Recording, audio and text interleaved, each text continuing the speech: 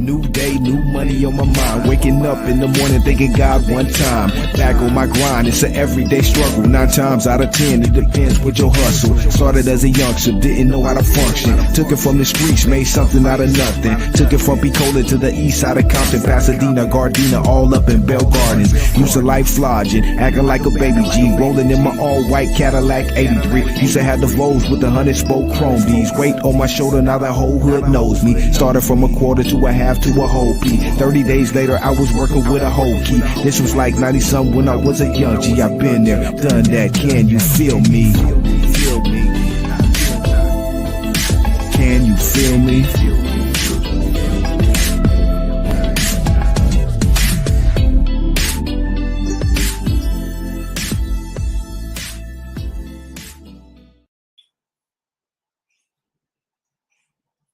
What's going on, YouTube? It's your man of the hour. It's your boy, Big D, and welcome back to the G-Lew Show. I am your co-host, Big D, and welcome back. Happy Monday, everybody.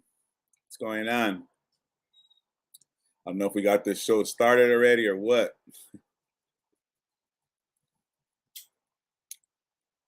What's going on, everybody? Are we on? Are we live? Are we on? What's going on?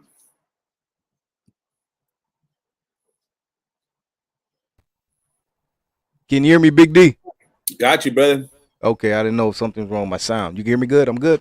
I got you good, brother. Okay, my man. Welcome, everyone, to the show. It is Let's Talk About It, episode number 6, I think. And tonight we have a very special guest we're going to introduce to you in 1 minute. But first, before we do that, I'm going to let my boy Big D give you the spiel, give you the rundown of the past week, everything going on. That, a quick introduction of the show. I'll let my boy Big D handle it. Go ahead, Big D. Appreciate that. Like I said, man, welcome back, everybody. It's been we took a week off, man. Happy Monday. We're back at it with a smack at it, like they say. We got a special guest right now. I'll be on a few minutes. But first of all, I'd like to say, man, big shout out to you guys who are rocking with us, who are subscribed. Make sure you guys subscribe to the G-Lew Show. Make sure you swing by and check out my channel, Big D Keeping It Real. And like I said, man, we're running in, we're getting in. I'm excited. Can't wait to go, man.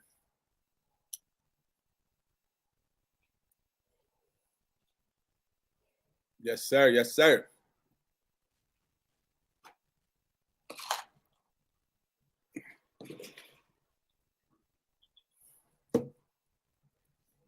How's everybody doing today?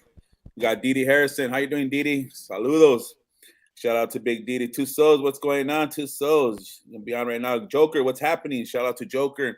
Big shout out to Drunken Chef. Drunken Chef, thanks for stopping by, swinging by, man. There you go. G-Lew and Bill, all that chat. That's right. Hey, like to say, I'd like to give a congratulations, man. It's just, I don't know what you guys been doing. We took a week off. And like I said, man, we're coming back at it a little stronger. We got a special guest tonight, man. I'm excited. She's part of the CYA Entertainment, another podcast or YouTube channel that I rock with. And like I said, it's always good to have a female's perspective here. I want to give a big shout out to DD Hairston. Shout out to all the producers and all those who are, making this happen. Big shout out to you guys, and like to all the subscribers too. Like I said, man, you guys stopping by, rocking with us, man. Appreciate you guys, man. We're just getting bigger. Big congratulations, not only for G-Lew, but for you guys too. You guys, your subscribers, all those who rock with, like I said, we're over 15K now. I think when I started with G-Lew, he was at 14K, and now we hit that milestone, So we're still pushing, man, trying to send that positive narrative. We got things, a lot of things that we're looking forward to in the future. I mean, it's all about making, how they say you guys make money. We out here making videos and shows, baby. You know what I'm saying? What's going on? Let me see who y'all got on here. That's right.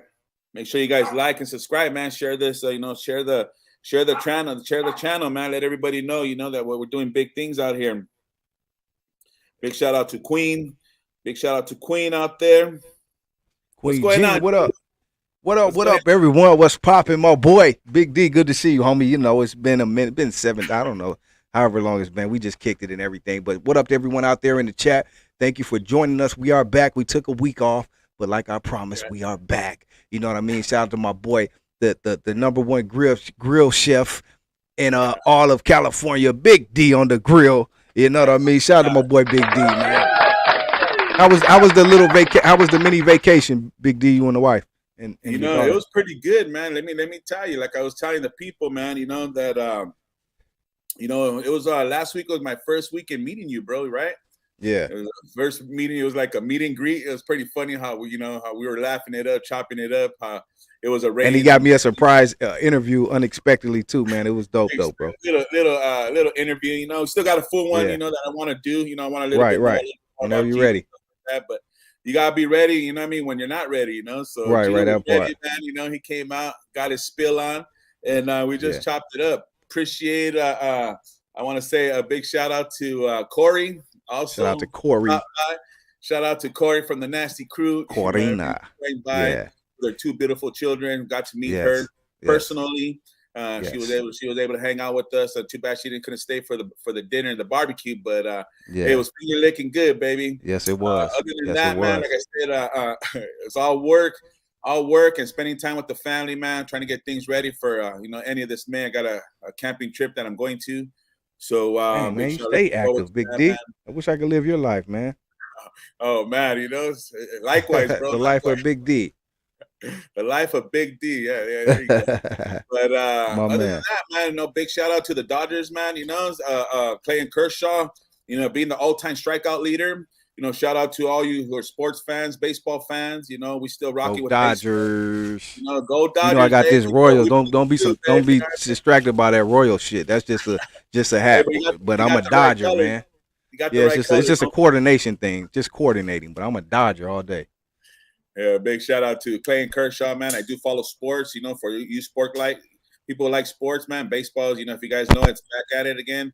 And Dodgers are running it right now. So shout out to your teams, man. Shout out to the Dodgers, and shout out to Clayton Kershaw and his family, man, for being the all-time strike leader, you know, for us LA Dodgers, baby.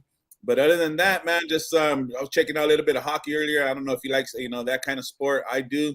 I'm a sports fanatic. I even like golf a little bit. I seen you at the hockey game, man. That was dope. Huh? I seen you at the hockey game a minute ago. That was pretty dope. Yeah, I had a chance. You know, I'm a big Kings fan too, representing LA all the way. LA you know? Kings, baby. You know, LA Kings. You know, went out back when Wayne Gretzky was here. I go back. We go back like that, homie. There you go, baby. Hey, we got a lot of young kids, man, out there. A lot of talent. These if you're looking at hockey, I advise you guys. If you guys haven't stepped into it, checked it out, give it a chance, man. There's a lot of fighting, man, going on in there. You know, that's a sport that you could have chingazos going on, man. You know, get them up, dog. You know what I'm saying? You don't like it, you know what I mean? There's still some sports that, you know, we got a little violence towards it, but you know, it's all love at the same time. You know that, you know, they say you could tell the difference between a winner and a loser. You know what they say, right? It's the score, baby. Right. Score. That's how you could tell the difference between a winner and a loser, man. But how about yourself, G-Lew? What's going on, baby? Hey, man, it's all good, man. I'm blessed, bro. I'm just happy to be here. Thank God, man, for giving me another week, another day, another minute, another second, Holmes. And I'm here with my boy, good people. You know what I mean? We got a great guest tonight, 2Souls4Ever. I'm excited to learn about her journey, you know, and everything she's done. You know, great things with the whole CYA entertainment squad and everything. Shout out to Love Machine and all the homies over there as well. So I'm just anxious to learn about her story and everything she has, man, because she's a great, just positive person, man, and she's always doing positive, great things, and just always just like a big ball of joy, man, when I see her. So, and we got this new we got the what do you call it thing coming with Javier, the karaoke thing, and I know she's gonna be there too. So I want to talk about that too. So I'm just excited to talk to 2Souls4Ever tonight, man. But shout out to everyone out there. Hey, she won it the last time, bro. Yeah, she did. She had the whole. I think though, because I don't want to say she just came really prepared. You know what I mean? She had the whole get down, like the whole American, the background, you know, she was just really ready, man. So shout out to her, man. I think on the third song, huh? She came out. She came with it. They weren't ready for her, man. Everything, bro. They weren't ready for her. Even Simon Cholo Trucker Cowell, you know, he had to give it up for her. You know, he's a tough. He's a tough. That guy's a tough judge, man. You know what I mean? Man, around the edges, my homeboy Cholo Trucker, man. You know, big shout out to Cholo Trucker, man. I don't know what city you from, man, but you got hard. You know what I'm saying? Hey, that's that Montebello stuff, man. I guess, man. You know, hey, I didn't know they was getting down like that in Montebello, man. Shout out to Montebello. Hey, Pops, from Montebello. We used to tear Montebello up back in the day, boy. That Montebello Town Center, Oh my God! Then you know the bus station was right there. Oh my God! Woo! Remember Shout out that? to Montebello, man. Shout out to Montebello, man, the town center. Right back in the days, man. Great, That great was a memories spot over right there, there. boy. Great memories at that town Hey, center, that boy. was a spot, man. You know what I Yes, mean? sir. That was meet and greet all day, man. Let me get Yes, your number, sir. bro. Let me get your number. You know, Yes, sir. He used to go meet and down at greet all Montebello day, Town man. Center, my boy. Man, Yes, it's crazy, sir. man. Come a long ways, man. You know, Montebello's the town center, man. But Yes, sir. from Montebello to Pico Rivera, all the way to where it's at, Whittier, where the girls are Much prettier. prettier. You know what I'm Shout out to saying? Whittier, man. It's Hey, that without Whittier. any further ado, man, we got the homegirl back here waiting. I know she's ready to come in here and bless us with her presence, man. So Let's why do don't it. you go ahead and introduce our guest, homie? All right, guys, guys and girls, man, let's introduce 2 Souls from CYA Entertainment, man. From Big shout out. CYA. She is here. Hey, what's up, 2 Souls? How are What you? is up? Can you guys hear me? Yes, we can hear you clear and All right. perfectly. Hi, everyone. 2 Souls Greetings. forever. 2 Souls Yay. forever. Also known as 2 Souls. You can call me 2 Souls for short. Hey, tell Thank us you, before we guys. get started, how did you get this? What is the name 2 Souls? What is that all about? Please enlighten us. I know that's what I was gonna say. The same thing. Let's talk it about was it was years ago. I just created it. At the time I had just gotten out of a divorce, So I didn't believe in divorce. I still don't, but it had to be done. And Right. so basically when I Oh. created it, it was Oh, go ahead, go basically two people, like 2 souls. When you unite, when you get married, it's 2 souls, that get together and you be together Oh, that's forever, dope. right? That's dope. So that's kind of how it started. And then of course, well, I'm single. So yeah. But anyways, I still kept the name. And every time I jumped on someone's stream, they were like, hey, what's up, 2 Souls Forever? And then they would always say it, always say it. And then one time one guy goes, this stream I was on his podcast, and he's like, yeah, that's a long name to say all the time. And he's like, we're just gonna start calling you 2 2 Souls. Souls. I was like, 2 there you Souls. go. Forever. I'm That's like, dope. there you go. Go ahead and do that. I don't mind, So it's a trip though, because when people just call me only 2 Souls, they start saying, wait a minute, like, are you two-faced? Like, what's going on there? I was like, no. Why is it 2 souls? I'm like, okay, maybe angel and devil. I don't know. But we hope not. Nah. Hey, that's crazy. You talked about the marriage thing and all, because that's gonna be one of our next shows coming up. We just want to figure out, want to put it together the right way. But we were gonna talk about that. Like, we're gonna have like 3 different. Want to have like couples, like Big D, his wife, they're married. Maybe Javier, his wife, and then we want to have like people like you said who have been married. What they think about it. Couples who are just in a relationship, Boyfriend, single girlfriend. people, just to talk about this whole thing. Okay. Because it's and like you said too, I'm the same way. Like I haven't been married, but I believe if I do, it should be, like you said, for life. That's not that's like serious, But like you said, it had to be done, and these things happen. So that's something we would like to talk about in the future. So I'm just running that across you because I would love for you to be a part of it. All right, definitely. Yeah, let me know. I'll be there. Okay. 2 Souls. Go ahead, Big D. So yeah, like that's pretty interesting, the name and everything. I just want to say, when I met 2 Souls, it was actually I met her at the park at over there at the park, right? Yeah, it was at Norwalk. I believe we were in Norwalk. Yeah, we were at the park. You guys did a show, right? We did right there with Big Hazard. Shout out to that's the day that we were there. It was windy as hell. Yeah. Shout out to Big Hazard. Went out. If go check out CYA Entertainment. Drop on that video. I'm pretty sure they have it on their link. That's where I first met 2 Souls. But throughout that, I was just like, oh man, homegirl's pretty cool, man. She's very supportive. I see a lot of people, they follow her. She's always into, I like how she was into autism.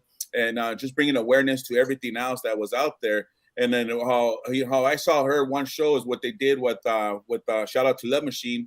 And like I said, CYA Entertainment, where they did that one there at the beach about that's domestic my boy, violence. Love Machine. When we did the domestic violence one? Yeah, that one's pretty domestic good. violence. So that's what I was like, man, bringing awareness out is very important. And that's what I was like, okay, so that's my first time of ever hearing about 2 Souls personally. So then I was like, all right, let me follow her, subscribe to her, check her out. And from there, like I said, she's all over the place, man. Knows a lot of people. She's LA alone, man. So I was just like, wow, facts. I even seen you with my boy, Mr. CR. That's my boy. I was going Oh, through that's your right. timeline. That's my He boy was right in his there, man. video. I was so Yeah, blessed yeah, that he like let me Yeah. be on his video. Yeah, that's my So- boy right there. We go back years. Like, I interviewed Really? him years ago. That's Wow. my boy. Shout out to CR. I haven't seen him lately, but shout out to the Yeah. homie CR. Yeah, shout Shout out. out to the homie CR. Ballpark. Go watch the video Ballpark on YouTube. I starred in it. Check it out. Go check it out. I'm telling you, this 2 Souls is everywhere. So, like I said, man, you know, she's doing her thing, and I gained a lot of respect for her, and I'm glad she's part of the family and part of the team. And man, so 2 Souls. So not only did you, where'd you grow up at? I grew up out in South Central LA. Wow. Yeah, there it is.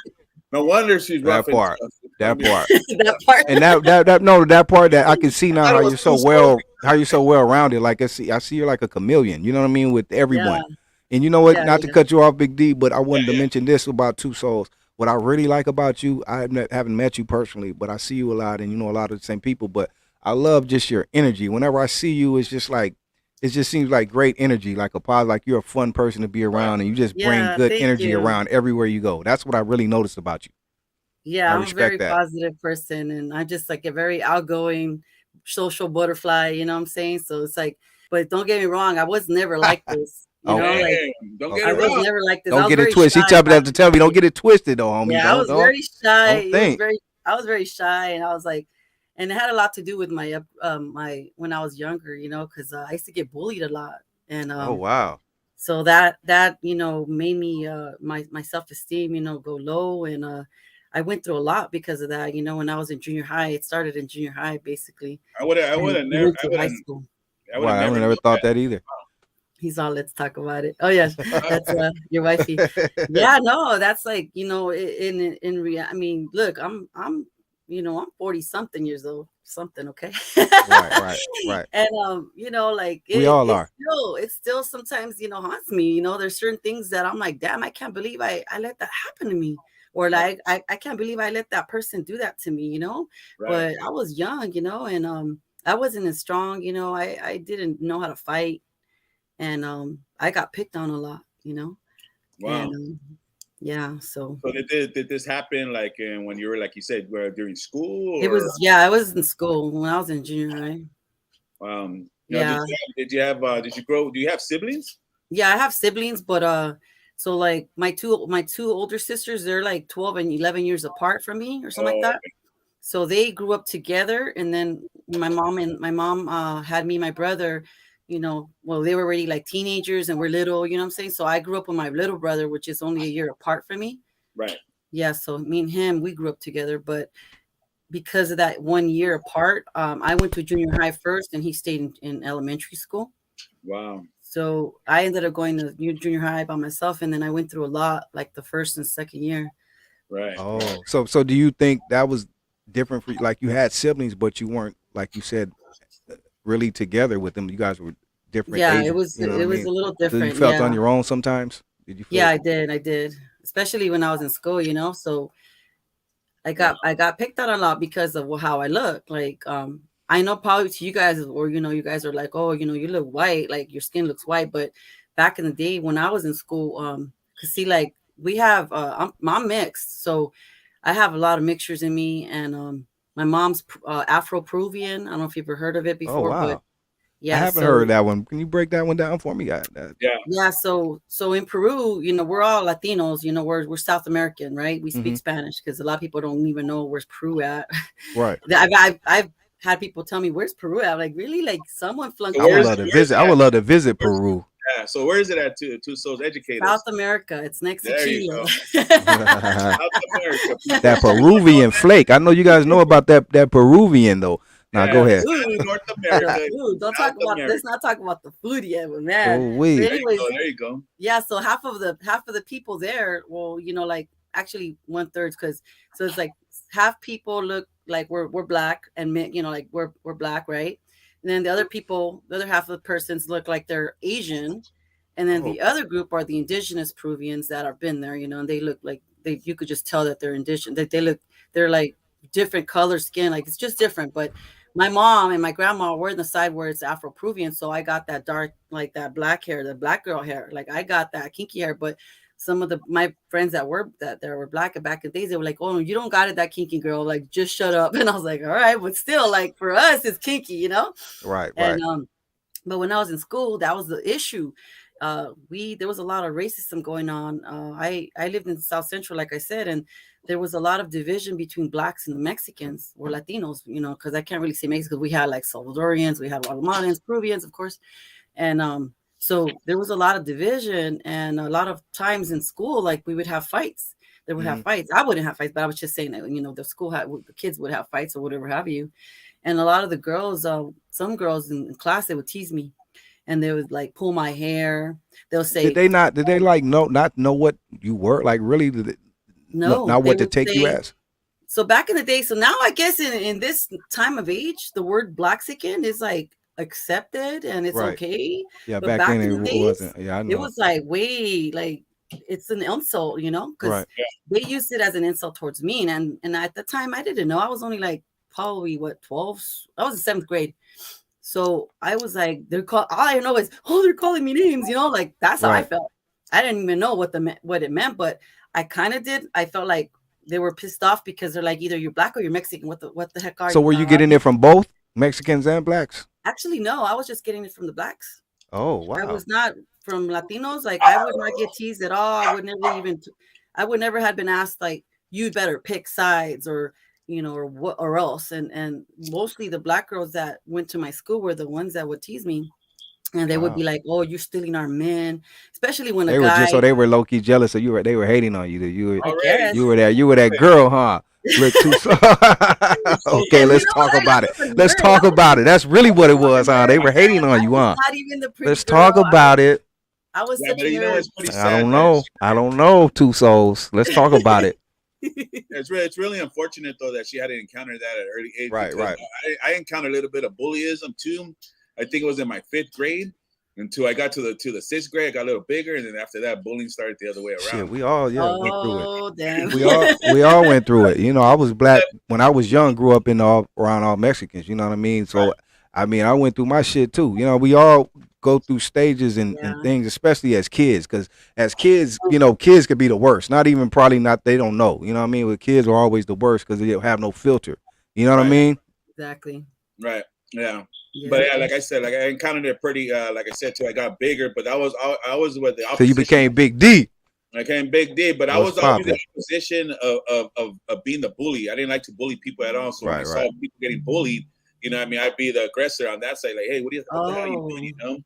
You know, and like you would go and help them out. Yeah, exactly. And like I said, it's pretty sad and pretty unfortunate because if you really look at it, we're all different nationalities, different colors, right? Right. We encounter a little bit of bullyism. Right. Yeah.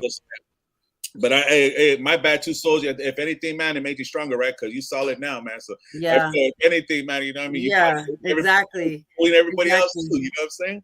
Yeah. So, no, and it was, you know, like I said, it was sad because I didn't think it was gonna prolong. I thought it was just gonna be that one junior high. There was like one girl that she just kept on, you know, because I only went to that school for 7th and 8th grade. It's supposed to go all the way to 9th, but my mom took me out. Wow. So I just went from 7th to 8th grade. And I had a friend like you know how you said that when you saw people getting bullied, you would go after them. And I had a friend, her name was Patty, and she was in the 9th grade when I was in the 7th grade. And she was really cool, man. And she always used to tell me, if anybody messes with you, you let me know. And as soon as they messed with me, the last time, it was like I had the last straw. It was basically like, I have to tell her, you know, so I went and told her, and then she just like handled it in the hallway. I was like, she had that girl. After that, she never messed with me ever again. Right. That's what it takes sometimes. Sometimes you got to punch that bully right in the mouth. You know what I mean? And it's over with. Or not sometimes they ain't really a lot of times people that bully ain't really, it's a reason. You know what I mean? That they're hiding something. You know what I mean? So you just got to expose them. Yeah, something happened in their household or something. Right. That's all it is, man. You know, and people take it out on other people they could take advantage of, man. You know, unfortunately. So another thing I wanted, since you mentioned too on relationship, everybody. So you guys heard 2 Souls, right? She says she is divorced. She's divorced. You know, all them dudes. I know them dudes be at you, huh? 2 Souls. Your DMs be popping, huh? It goes down in the DM. Hey, they be at you on 2 Souls because you're just you just look too fun, and like I know these dudes be at you on. How is it now that you're not married? Like how is it like? Well, I don't know if you're in a situation or what. How has You it know been what? I'm for not you? gonna lie to you. The first year, oh my gosh, because I was married 18 years. No So way. Wow. Yeah, 18 Really? years of my life being with just one person, and I have one baby daddy. He's the kid, the dad of my That's 2 right. kids. That's right. That's right. So, but Hey, we got 2 souls. She said 18, so we're gonna get divorced. I'm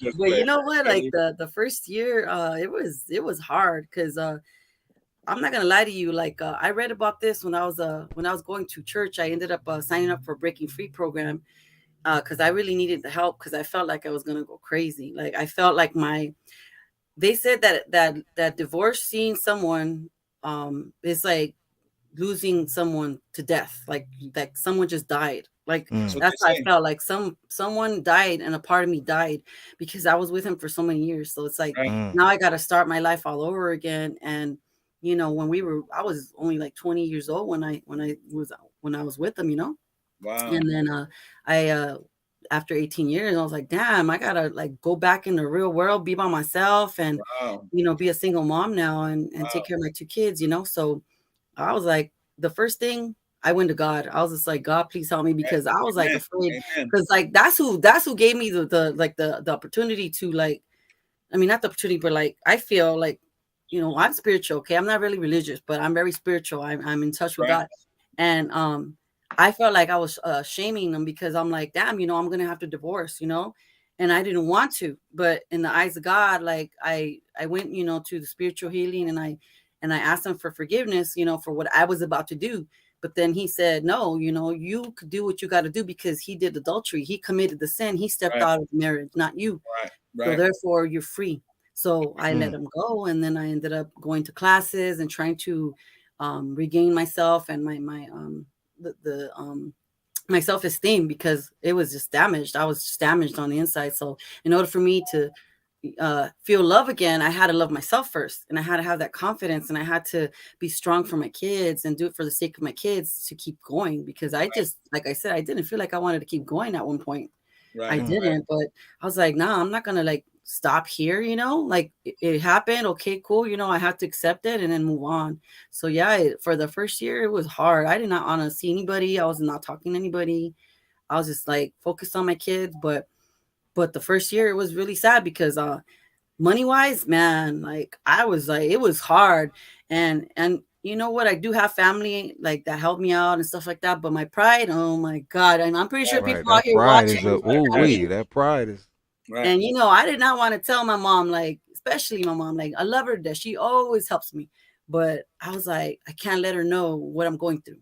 I can't let her know, like, I can't, because I feel like I'm gonna be a failure to her, Right. And so I kept it to myself, and like the little money I had, it was always going to the kids, to the bills and all that. And in the meantime, like this fool was out there, living doing his his own life. thing, and he just forgot he had Right. 2 kids. So Yeah. I was just like scraping money however I could, and there was times where like I did not have enough to stretch out. So I was like in desperate need, and the state didn't even help me.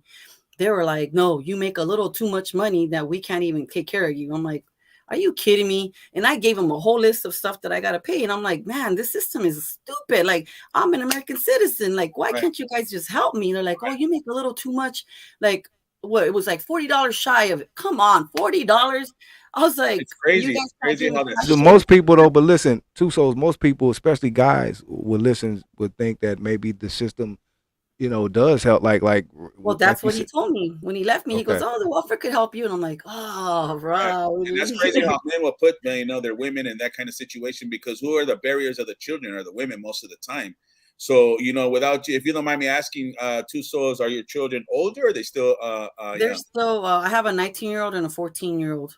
Oh, okay. So you know what I mean? So what would you say to those who are like divorced, like you said, it was hard and everything? What kind of advice would you give to a female divorcing? Yeah. What kind of advice? I mean, because like you said, a lot of people don't encounter that situation. I myself couldn't even imagine like if I got a divorce, and I'm talking from a male's point of view. If my wife left me, she does a little bit of everything, she's the one that cooks, she's the one that this. So I honestly would feel naked to be honest with you. But like, you know, I seen it happen to my other family members, and they say it is like death. And I see my cousins, you know, go through some very hardship and turmoil where they even lost confidence within themselves. And like you said, even the money does get short at times because you're taking care of. And this is on the other side. My cousin was taking care of the kids, you know. So like I said, you know, you going through it and surviving through it, seems like you made it. What would you tell other women that are out there that are going through your certain situation? Well, I mean, where there's a will, there's a way. You know what I'm saying? And prayer, like, prayer got me through a lot. I'm not gonna lie to you. There was a time where, like, I got so many testimonies, man. But I know, you know, I don't want to. I mean, I don't know if there's a lot of people out here that, you know, might not be watching, and they're probably not believers and all. And I don't want to offend anybody, but like, but me personally, like, I've gone through so many testimonies that I've seen that I'm like it just, you know, like when people go, nah, he ain't real. Like, you know what? I know, I've seen it, and I've seen it. I just know it because like there was a time where like we're running out of food. You know what I'm saying? Like, that's right there, and you know, something when we run out of food, like, damn, you know, that's like real, man. Real. And you know, when I was losing a lot of weight because I was like, the money was going towards the bills and all that, and you know, I was rather like feed my kids and me go hungry. You know what I'm saying? That's how bad it was. And so when I kept praying to God, you know, and then I would tell my kids, like, oh, hey, let's go on, let's kneel down, let's get on the floor. And mind you, they were like 6 and 11 at that time. And I'm like, let's get on the floor. We're going to pray right now. I said, we're going to pray to God that he fills our refrigerator up with food and our pantry, you know, with all kinds of food, and that we never grow hungry. And they did it. And they're little, you know, and they were all like, you know, saying little prayers and stuff. Right. And then I kid you not, the next day I had a knock on the door, and I was like, damn, who's knocking so early in the morning? But I missed it because I was in the kitchen. And by the time I actually walked down to the door, they were gone already, right? But I saw them walking across the street. Right. And I opened the door and I said, hey, did you just knock on my door? And it was about 4 people. And they're like, yeah, we're from this church down the street, and it's called The Way. And we were just here to offer you any prayer. And I'm like, oh my God. I said, really? I go, really? You guys were just knocking on my door just to ask me if I needed some prayers? And he's like, yeah. And I'm like, wow, like it shocked me because I'm like, we just prayed last night, like really hard, you know, and I did. And so then they had like little bags of food, you know, and they're like, here, you know, like you guys could have this. We always knock on people's doors in the neighborhood and just, you know, give them free foods and stuff. I'm like, oh, man, that's right. Wow. So I was amazed. And then we just, they started saying, okay, let's pray, you know, whatever you want to pray. And we started praying right there in the middle of the street. And I was not ashamed or anything. I was like, okay. And I was in my pajamas. So I did not care. I was just like, okay. I was praying with strangers. I kid you not. I was just praying with strangers. And I was just like telling them about what I had went through. It already had been like 3 months that I had been without them. And so, you know, here I am telling perfect good strangers off the street, just telling them about what I want prayer for. And then they prayed with me. And then, okay, cool. Then one of the girls got my number and she's like, hey, you know, could I call you and check up on you once in a while to make sure you're okay? And I was like, that's yeah, right. That'll be awesome. All right. And I gave her my number. Tell me why. I kid you not. Okay. So I go down the street because my sister lived down the street, like probably about 4 blocks away. And I told her what happened. And I'm like, oh my gosh, like, you know, this is what's happening and God's real, like, you know, telling her all the excitement, right? My phone rings and the girl, her name was Keisha. And she's like, it's Keisha. And I'm like, oh, what's up, girl? And she's like, could you come back to your house? And I'm like, I just left my house. She's like, but could you come back? And I'm like, all right, I'll go back. And I went back. Man, I kid you not.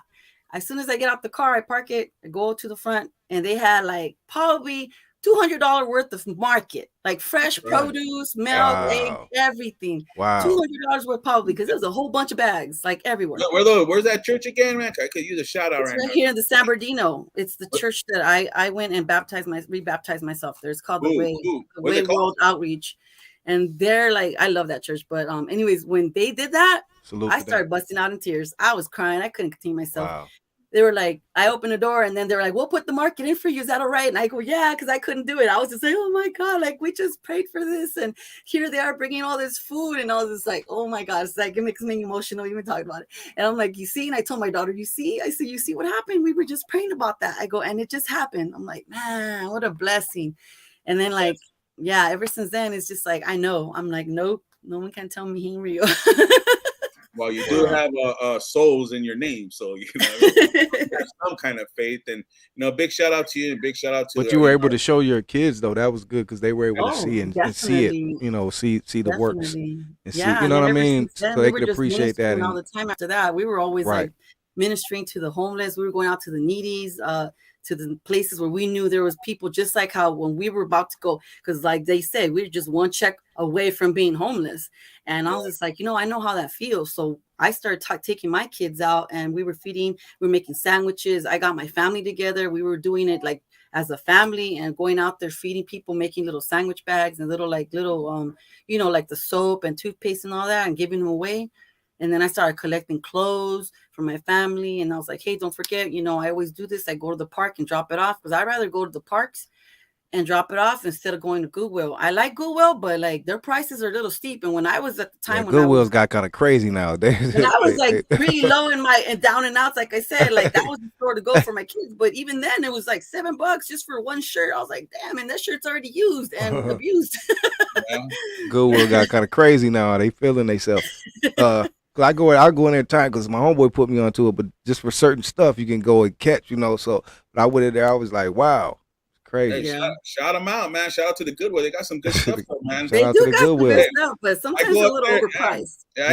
They've gotten really overpriced than what they used to be. They're kind of Hollywood now. But shout out to Goodwill. I go over there and get all my like stuff for like if I go to the mountains, like the snow gear. That's what I'm saying. You can go. There's certain stuff you can go and get good from good, especially certain ones though. If you go to certain ones that's in the good, you know what I mean. Shout out to Goodwill. Lower your prices, Goodwill. Shout out. Shout out to Goodwill, and they give people opportunities. Go ahead. Yeah, it says a lot about who you are, Two Souls, and I'm pretty sure your faith and everything else. Me and my wife got into those situations too, where we're struggling. Hey, God, where are you gonna be at? And a miracle happens, man. And many a times, God's never early, He's never late, He's always on time, man. So I'm pretty sure you get a lot of your personality from that, from the Lord up above and your children, man. That's who you are. But that's pretty cool, man. But go ahead, G-Lew.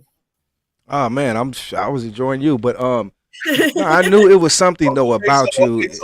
I was enjoying your interview skills, Big D. So since Two Souls is not married now, we would say Two Souls is single. Right. And tell us a little bit about your photography, Two Souls, because I know, okay. I know you were a shy person. Put her on the spot, then, man. Put her on the spot. Let's talk about it. I thought you were setting me up right there, Big D, but you could tell. I'm like, hold up, Big D. But let's talk about it.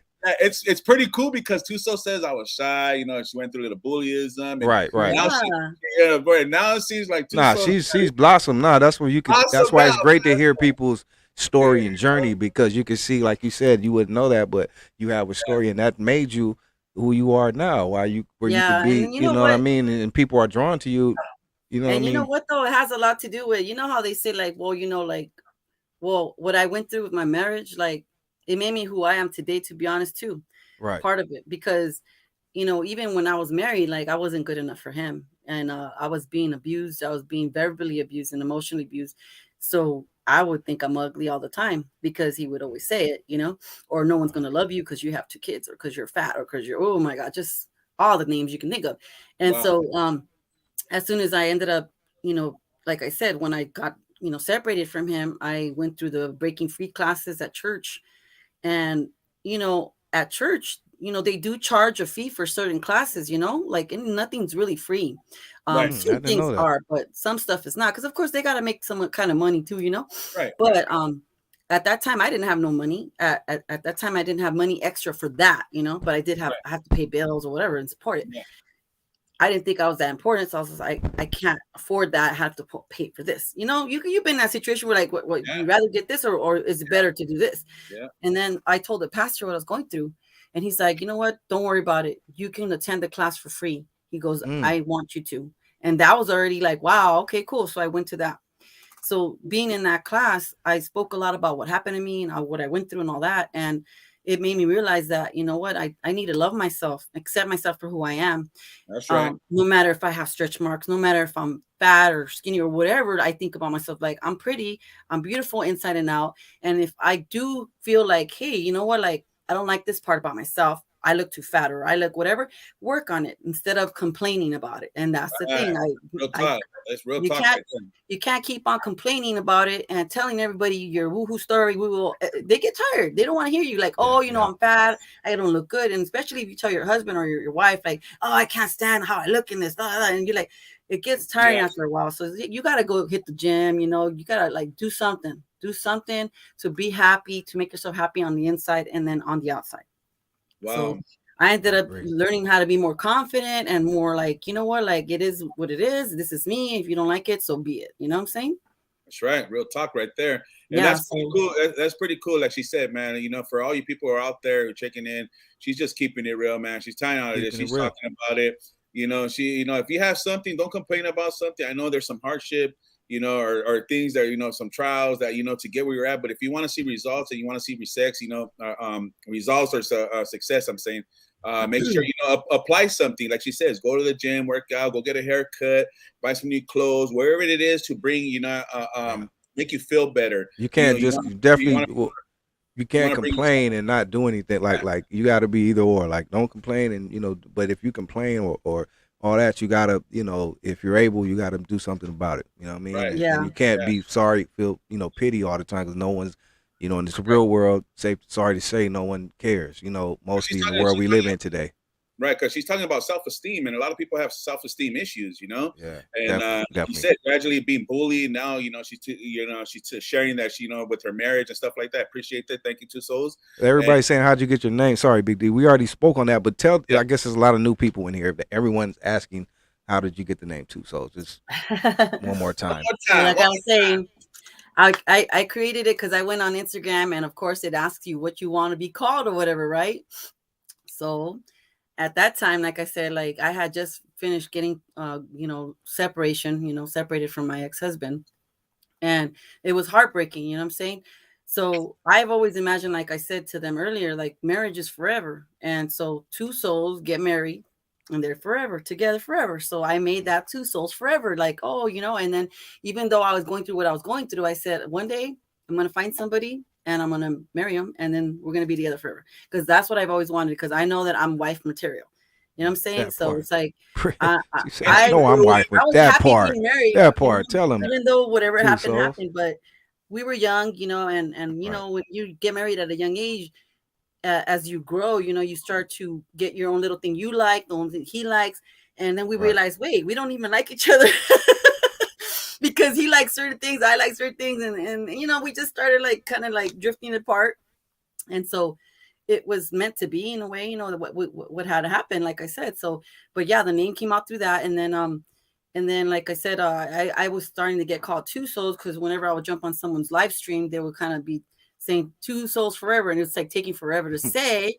So they just said, we're gonna just call you 2 Souls and cut it short. I was like, all right.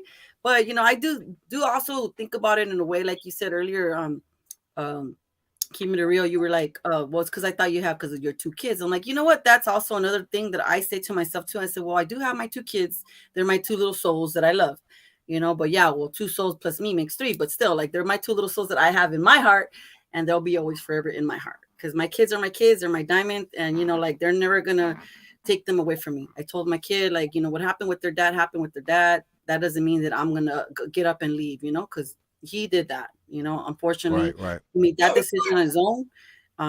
But me, like, no, like I would never have, I don't even understand how people could think of just getting up and leaving like their kids, Right.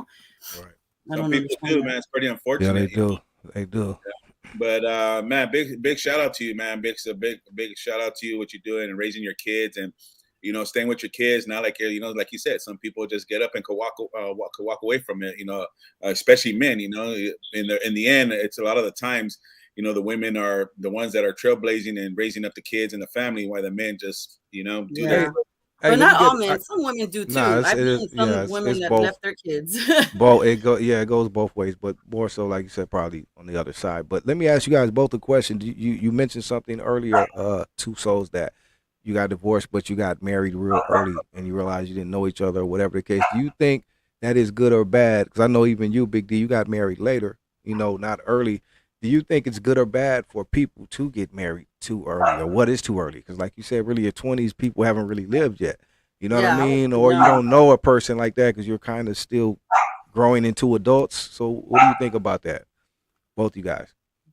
Ladies first. Well, I think that, like, for anybody that's watching this now that might be, at a certain age, like between 20 to 25, I think that you're still too young. I think it's still too young to decide to get married that young.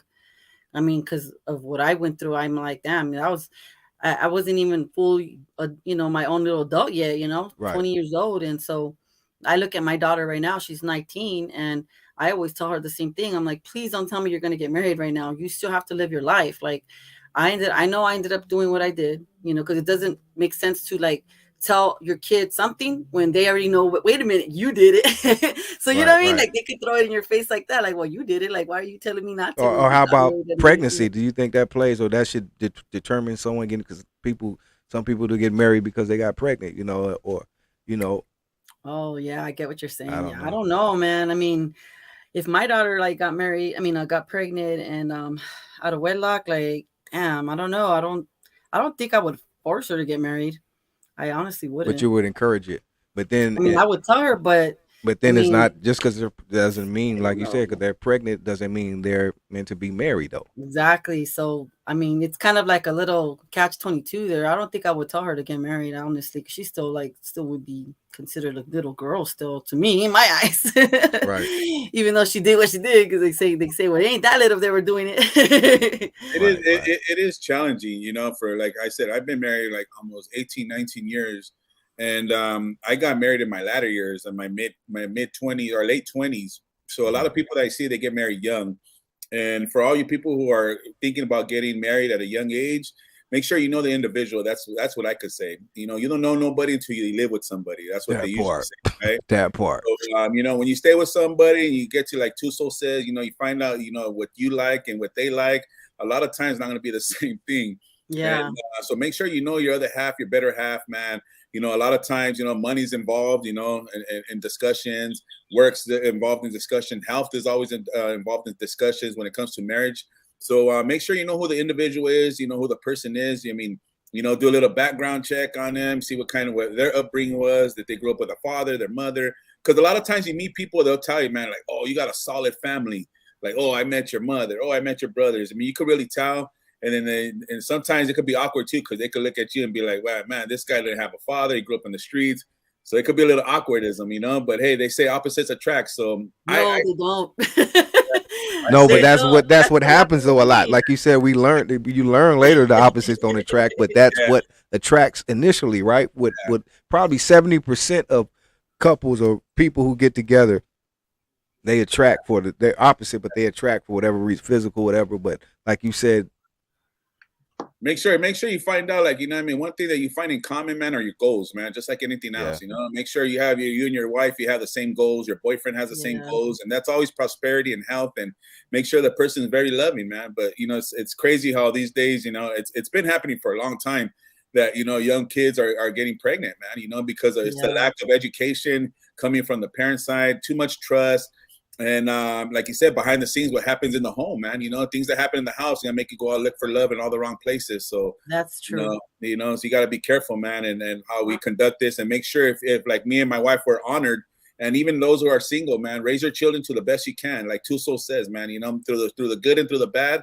I you could gotta relate. raise them boy. Really though, I'm gonna tell you, the women and men, whoever, you gotta raise those boys right, because the girls. A lot of times girls have issues, but they do a lot better than the boys a lot. But boys, Yeah. and then when I say that too with the boys, because another thing you said, sex and getting pregnant, a lot of times boys got to be more responsible, but a lot of Yeah. times they don't know how to be. You think it's cool to get a girl pregnant when that's not. Yeah. But that's the problem, because a female would put a lot of trust in it. If a female really likes a dude, she's all in.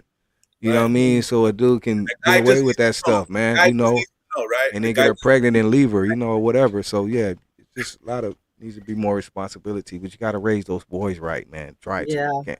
Right. A lot And of I think times, that girls parents they shouldn't- baby those boys, man. You got to kind of, I think that parents should also like not be so shy to talk about certain things, because I That know part. that when I was That's growing up, that part we didn't Just talk talk about about it. it. We didn't when talk I about was- it though.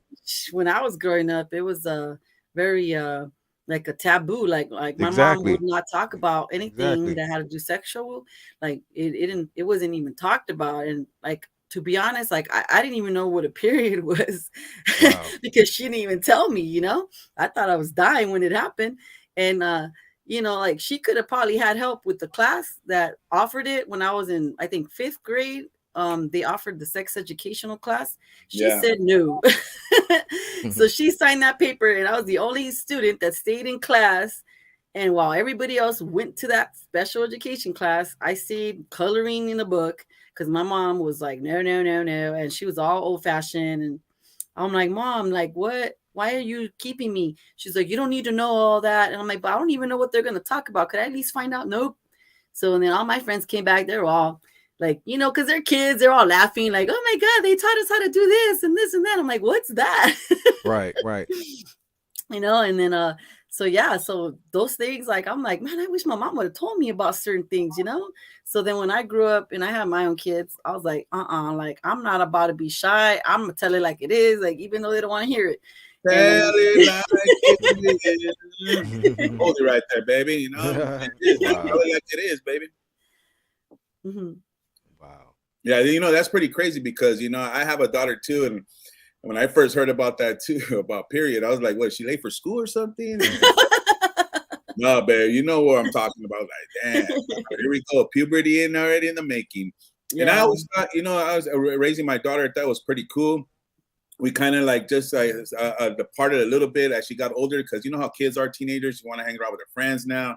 They want to go out and do their own thing. But, you know, I heard this from a lot of people, man. If you want to know who you are, man, tell your children, man. Your children will tell you everything about who you are. So, you know, it seems like you raised a good kids, 2 souls. And, you know, I'm glad everything, you know, has come out. I came out of situations too. That's why I only wanted one because I was selfish. I wanted to be the baby the whole time. There's another story. I'll let my wife tell it another time. But when I found out when my wife got pregnant, there's a funny story to that. But anyways, hey, go ahead, G-Lew. That was funny. What was I gonna ask you? I want to talk about the CYA entertainment thing. How you got involved with that? How that started, and what's it all about? Because you're a part of that as well. Well, the way that started was because see, so like my Instagram, I used to have like a lot of family pictures, friends, and it was just basically just me, you know, and my friends, right? And then Right. I started like just because I like doing marketing and like advertisements and stuff like that, right? When I was in school, like I studied a lot about stuff like that. And then so I just started like grabbing people's like posters or whatever, you know, flyers and stuff and reposting, and then like, you know, doing it myself, like just kind of like helping them out. And I was like, hey, you know, there's this business, they need exposure, why not? And then like left to right, just grabbing like different like people, you know, like apparel lines, clothing lines, labels, like just people that were starting their business, artists, or, you know, like upcoming rappers, comedians. So I'll just post. And a lot of people were recognizing me through that. And they were like, hey, and they'll send me DMs and they're like, I really appreciate you doing that for me. You know, like I didn't even have to, like, they didn't have to ask me. I just did it just cause, you know? And I started getting to know them like that. And they were starting to like get to know me and, you know, seeing what I was doing and stuff like that. So we just started like kind of creating a relationship with that. And I just love doing it. You know what I'm saying? Now it just happened that I ended up seeing one of Love Machine's. I think he was doing a TikTok and he posted on Instagram. But I actually I had met him, but not personally. I never met him, but I seen him at an event that I went to at a car show event with No Fronts. I don't know if you guys ever heard of No Fronts, but he does a lot of car show events, and also Con Ganas. They have like this thing that they also do together. They had an event, an annual like car show event in Adelanto. Yeah. And I was there because I went with the Groove Shack Radio. I don't know if you guys ever heard of the Groove Shack. So the Groove Shack Radio, he's an online radio host and he's an MC. He does a lot of things. But I started promoting him a lot. And me and him, we got like, we met, we freaking like had a good like vibe. And I was just like, hey, I'm there for you, bro. Like whenever you need me, like I'll help you promote this and get it going so people could start hiring you. And like he's done it all. He's been there for a long time doing MC. But he wanted to do more shows. And so I was like, I'm gonna go with you and I'll go with you to the show and then I'll record you. I'll do whatever, pass out flyers and stuff like that. And that's how I met a couple other people that were there, and then I ended up following everybody that was there and stuff, you know, on Instagram. So that's how I bumped into Love Machine, and I saw his funny acts and stuff like that, and then I was just like, hey, you're funny, you know, and I started telling him like, yeah, you know, keep going, you could do this, you know. And so that's another thing that like a lot of people on my Instagram, they'll send me like personal DMs and they'll tell me like, hey, you know, I really like what you post. You're very motivational, and a lot of stuff that you post helped me out. And I was like, wow, really? Like that touched my heart, because see, I've already had known that from the man up above, that he has sent me to be a prophet, to speak through me to the people, you know. So I already knew that. Ever since I had gotten divorced, because I have been helping people. I have been talking to people, and then people tell me That's like, right.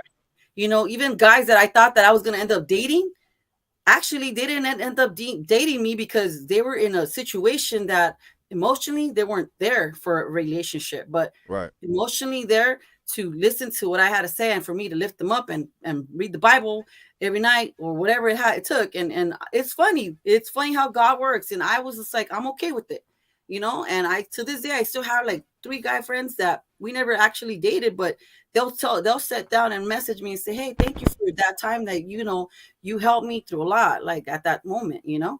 And we even got connected through the Bible app and everything, you know. And I would read the Bible, little like things that they have there, like these little things that you could read, and you know, daily and stuff. But yeah, so I started like, you know, helping people out and stuff, right? So then Love Machine, I told him like, hey, you got a good thing going. You're really funny. Like you could do this. You know, I want to see him stand up comedy one day. He's like, you think I could do it? I was like, yeah, you're funny, dude. So then out of nowhere, he just messaged me one day and he's like, hey, we need a girl to come out in one of our skits. Are you down? And I'm like, you know what? Yeah, I'll go, you know. And I hadn't done acting in forever. Like I was in school when I was in high school. I did do a couple of stuff, you know, and in elementary school I did a couple like plays and shit like that. So I was like, yeah, I'll do it. And yeah, we did the one called the Los Bay Watchers. Instead of being the Bay Watchers, it was a spoof, and it was called Los Bay Watchers. So it was like a Latino version. And we did that. It was hilarious. And that's the day that we did the domestic violence awareness video too. Yeah. And now I'm not gonna lie to you, like nobody, I don't think I've told that many people this, but when I did that domestic violence thing, that was a little bit of a curveball, because I didn't expect that, because I knew I was gonna go do a comedy skit. And then after, when we were done, Carlos, which is the director of CYA, he goes, hey, are you down to do a domestic violence awareness for this is a good cause and it's for seriousness? And I'm like, yeah, I'll do it. And I didn't have nothing written down or nothing. He just kind of told me by my word of mouth, okay, this is what I want you to say. This is what the script is. And go ahead, shoot. And I was like, okay. So I started doing it. And yeah, it touched a nerve. I don't know how people in real life actors separate their life from like the real world to the separation of the fake world. You know what I'm saying? Because when I was acting it, I knew it was acting. I don't know Love Machine. I don't know him. But when he was talking to me and we were doing that whole argument, man, I was choking up. I was just like, oh my gosh, he's yelling at me and he's screaming at me. And the way he was talking to me, like, it was just like triggered me. And I was like, okay, let me cut. Okay, let's do this again. So I could like, you know, regain myself, because it was hard. It was like your temper was rising, right? You know, I was just, it was hard. It was hard because like, yeah, like it was bringing back all these emotions, because the way he was screaming at me and talking to me and the way I had to go at it when I was arguing back at him, I knew it was fake, but inside of me, I started feeling like I wanted to cry, because I was like trying to defend myself, and I was like, no, he's supposed to defend. You guys got to watch it. You guys got to go on my YouTube or go to CYA and watch it. Yeah, that was the first whole time thing about arguing with someone and PTSD. You know that you didn't do something wrong. That was my whole life. It was just like I didn't look at him like, damn, like, and then that whole argument, it just like triggered me. I was like, fuck, dude. Yeah. So that sounded like Love Machine was doing some good acting then, huh? He did good, people huh? thought that he really slapped me too. They already told him to, like, they texted him and he was like, hey, people thought I really slapped you, fool. I was like, nah, man, but we were good actors. Wow. You know, that's what got me into, like I said. I gotta watch that. Yeah, from the beginning of the show. Go ahead. You should watch it, G-Lew, later on. You know, it's pretty good. And that's where I was first, like, you know, that's why I saw Two Souls for the first time. And because I remember, I don't know if you know, I was supposed to go that day too. I don't know if they mentioned that. Because Leño went over there. Oh yes, you were the one. I think they said that you never showed up. I was supposed to go over there and everything, but we had things to do that day and stuff that some little situation to take care of.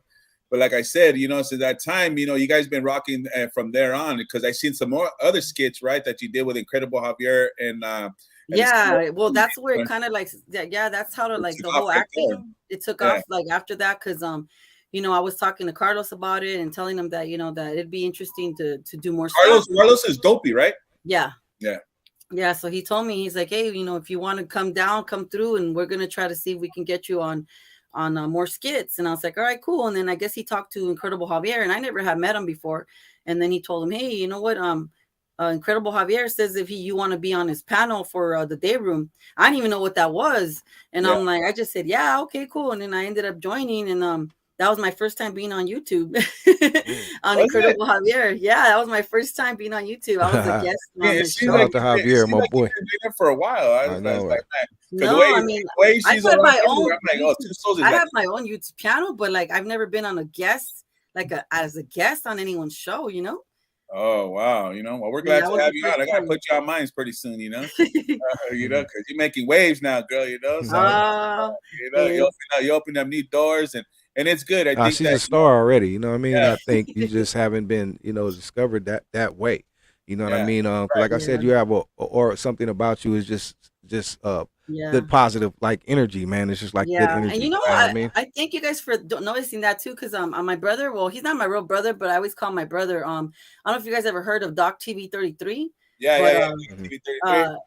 So Doc TV 33, it's a network it's an app that you can upload, and you can watch all kinds of shows there. And he posts a lot of upcoming artists and community events, and he's all about the community and about upcoming artists and people that are trying to get known, and TV shows that are created kind of like what we're doing and stuff like that. So because of him, I started getting more out there, because I met him on this live stream called Road Dogs TV. So Road Dogs, it's like OG Rome and all these other people that are in with him, and me and him met on the live stream, and we were always going back and forth saying hi to each other like that. And then next we just one day met in person, and we hit it off, and he was cool as fuck. So then next he's like, me and him started promoting a lot of the Ghetto Busters. I don't know if you ever heard of Falcon Pictures, but there's this comedy series called the Ghetto Busters. And it comes out with Concrete Live. Have you guys ever heard of Concrete Live? He's a freaking comedian. And then there's a lot of actors, like actor Noel G and Big Citric, and there's all kinds of people there. So I started promoting that like crazy on Instagram, the Ghetto Busters, right? And then he started doing it too, Doc TV 33. And then one day he just told me, he's like, hey, you deserve to be out in the public. I see that you like promoting a lot, and you're behind the computer promoting. He's like, you need to be out there in public, and be out there in the public's eye, because you got that vibe, you got that personality, instead of just being behind a computer. So he gave me that push, and I was like, you know what? Okay, I'm gonna do that. So I started doing that little by little, and I started going to the red carpet events with them, and trying to tell them hey, if you ever need a background person, let me know. I'll stand in the background in a movie. Right. Yeah. So I already got talked to one movie. Yeah. So you'll be seeing myself in a movie pretty soon. I think it comes out at the end of December. And I come out in a couple times, just standing there, just because it's background, the next movie start coming in from Peru. Hey, you spoke about, and someone asked earlier, but she spoke on that, but asked where you grew up. I think that was Little Art, but in South Central. But you talked about Peru. Did you ever actually get to live there? No, I've never gone. So you never visited either? I want to ask you about that. Okay. No, yeah, it's pretty crazy, because I have a cousin that's been there. Oh yeah. And, yeah, man, I would love to go to Peru. Yeah, if you chip on my cousin's shout out to my cousin Chile. He's been all across the world, man, pretty much. Oh, really? Damn. And Machu Picchu and Peru, Lima, I think he's been to Lima. And you take Lima, there's an hour. All South America looks beautiful. I would love to go there. Wow, man. Yeah, it is pretty. It's real beautiful, man. one of these days I'll take you guys over there to my cousin's, man. He's been to China and everything. You guys should check out his stuff. And Oh, you know, I thought you were about to say one of these days I'll just take you guys over there. Like, we'll go over there to Peru. I'm like, all right, Big D, let's that's what's up, bro. Hey, I got my man. You know, Yeah, I knew you were all right, bro. I knew you were a good dude, bro. Big ones, man. You make sure you have your passport, baby. Right. It's time to Right. go. It's time to go. But yeah, man. You know, my cousin's been across. A big shout out to him and stuff like that. So yeah, I thought you'd probably been out there too, to Peru, but I heard it's pretty beautiful out there. Yeah, it is. I've seen lots of pictures. Yeah, we got to go, right? Got to make it happen. Yeah. But so you know, another thing I want to mention, and going back to what you said, so you have one Instagram channel, right? Like I said, your pictures, and your other Instagram, my modeling. your model. So you do model. Yeah. So so my Instagram for 2Souls4Ever, I use it strictly for promoting comedians, promoting artists, upcoming artists, promoting events. Because you know what, I'm that kind of person that because you know, like I said, I'm single, right? I don't got a boyfriend. I want to go out, you know, and I would always be like, what's happening this weekend? And I did not want to be going to every single, trying to figure out where is this damn flyer I saw. So now what I started doing was I grabbed people's flyers and then I started posting them on mine. And then that when I wanted to go, I just look up my Instagram, like, oh yeah, I forgot there's this, that. And it makes it easier for me. And I'm pretty sure other people probably approve of this, that they're like, hey, you know what? 2 Souls has all kinds of shit going on this weekend. Let's go ahead and go to Instagram all the time, man. So hey, all you got out there, 2 Souls is a promoter, man. So you gotta get this in there, man. She'll promote you to death, baby. You know? Yeah. So that's what I've done. And I've had people tell me like, oh yeah, your page is always popping with stuff that, you know, if I want to go somewhere on Saturday, I already know you probably already posted something that's happening this Saturday. And so I've been doing that, you know, and I haven't had any problems with it. You know, I've had no one tell me not to. They like it, you know, and a lot of people that I do, why would they tell you not to? Right. So then, so I've been doing that with that, you know, with that, 2Souls4Ever. And then my other one I created because, so a friend of mine, his name is Renee, which they call him Poet King. So he's a photographer, real badass photographer. I love his pictures. So through him, he knows this other girl that he was taking pictures of. He was her model and he was taking pictures of her or whatever. And then she ended up creating her own company for her lingerie company. Wow. So then I think she had told him, hey, you know, I'm looking for a model that's this size. I can't find her. And he's like, I know just the person. So then he gave her my Instagram and then she hits me up. And I thought it was a hoax because she was like, hey, my name is so-and-so. And I'm looking for models, like, you know, a little bit plus size. And, you know, they told me about you. Are you interested? And I was like, oh shit, like, I don't know who this is. Like, it's in, you know, I don't even follow this person. And I thought it was fake. Mm-hmm. So I didn't respond to that person because I didn't know if it was a guy or a girl yet. Because of the name, it's kind of like not a girl or a guy name, you know, it's just a weird like nickname thing. So then I sent a message to him because they said, hey, you know, this person said you referred me. And he's like, oh, that's my homegirl, this and that. Yeah, do it. And I'm like, all right. So yeah, I ended up modeling her clothing line, for her lingerie, and then he ended up being the photographer. Renee ended up being the photographer for her for the lingerie, and that was my first time doing lingerie photos. Oh man, I thought you were a professional, man. You know what I mean? No, I mean I've modeled before. You know, I modeled clothes before when I was in school. Like you said, let's talk about it. The modeling show, you know, those talent shows or whatever. And, right. But for like lingerie, shout out to the plus size women. Hey, man, you know what I mean? You got to get your money one way or another. Got to get exposed one way or another. But hey, beauty comes in many fashions, and it's but always look within. It's always the inside beauty than the out, you know. Yeah, that part. And that's kind of how that started. Because once he posted the pictures, they were a little risque, and like I have a lot of family members on my 2Souls4Ever and my kids. And I'm like, I don't want to have them looking at that, you know, like mama's butt cheeks or whatever. I ain't gonna lie to you, so sometimes I'm looking at a kiss. My wife said, what are you looking at? I'm like, nothing. That's the homegirl 2 Souls from CYA. I'm let's like, talk about it. I mean, let's talk about it. Let's babe, talk where about you at? it. You know, I love my thick women. Babe, where you at? And so, yeah, I was just like, you know what? I need to create another page. So then I made a poll, right? And I went on my 2Souls page and I said, hey, if I make a different page, will you guys follow me? It's for my modeling. And a lot of people are like, yeah, Joe, go ahead and do it. This and that, we'll follow you. So then little by little, everyone started trickling over that way. And then some people were like, whoa, like, I didn't expect this. And I was like, Yeah, man, I was going to bring my holy water, dog. Wow. Let's talk about it. Yeah, hey, you know what, like I said, let's man, talk about it. Hey, I love you. Hey, but let's just be honest, man. God creates people. Oh my God. So 2Souls. So, are you taking this into consideration? Are you model? Would you say, or are you open for game for stuff like that? Oh yeah, that's why I did the music. That's how I ended up doing the music video because, Mr. CR, when he was on my 2Souls4Ever page, I was on my live stream one day and I was telling everybody like on there, I was like, hey guys, go ahead and follow, my other page, and it just and like, cause I know a lot of rappers and a lot of like artists and stuff, right? That are like upcoming artists and all that. So I try to sell myself too. Like, I'm like, hey, I'm a model. If you ever need me, I'll go, I'll do your model, your photo shoot with you, if you need a pretty girl next to you or whatever, or if you want me to come out in your videos, let me know. And so Mr. CR went to that page and he followed me. And that's when he was there. He was like, oh, damn, you should have gave me a warning. And I was just like, oh, okay. And then next, he was like, hey, he's all like, I actually have an upcoming video. So you want to come, you want to come through and be the model for the video shoot. I was like, okay. So that's how it started. And I was like, man, I should have been doing this a long time ago. Cause like, it makes good money,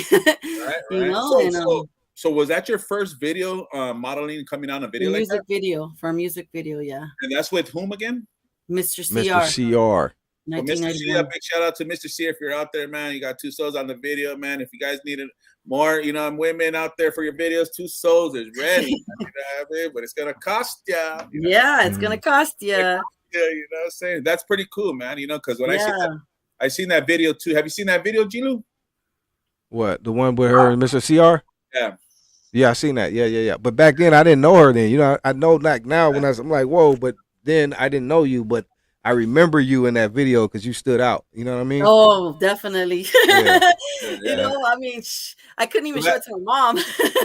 That even goes for you, G-Lew. When your next video comes out, you could hire 2Souls, man. You got G-Lew's an artist, baby. You know what I mean? Representing. So, yeah, that's right. Yeah, I've been doing that, and I've been like getting also like doing photo shoots for like people that like are doing their clothing line. Like my girl, Respect the Creation. I don't know if you guys ever follow her. Shout out to Respect the Creation. She's my homegirl, and she has her own line, and it's the sweater that I have in that picture right there that you put on the poster on the flyer. Right. It says Respect the Creation in the front, and I did a photo shoot for her. And to like represent her line. And every time I have like anybody's clothing, like right now I have this one right here, it says Truly Blessed. So this one right here, Truly Blessed, is also a line. You guys can follow on Instagram. And the owner to this, he's a pro wrestler. His name's Danny G, and I interviewed him on one of my Souls from the Struggle show. Right. And he's an awesome dude. He's a wrestler from New Mexico. Right. And he sent me this as a gift. Yeah. Oh, that's pretty cool. I like that one. Truly Blessed. That's dope. Someone asked, Faith asked, what does the flower in the hair mean? Or is that your trademark? I'm not Hawaiian, but like in Hawaii, when you wear the flower on your left-hand side. Okay, so this is my, how is it? Because it's like backwards on the camera. I was like about to say, no, when you wear your flower on the right-hand side, this is my right, that means that you're single. And when you wear it on the left-hand side, that means that you're married or with a relationship. Oh man, babe, it's the flower, right side. Yeah, the flower needs to be put on her left-hand side since she is married. Right. But she's in the right-hand side. It's when you're single. That's how it's kind of like that. Yeah. In Hawaii, but I mean, I loved wearing it. But my friend told me that idea though. He was just like, and then he started telling me the whole idea. And I was like, you know what? I like that. I go, that's okay. I said, I'm gonna do that.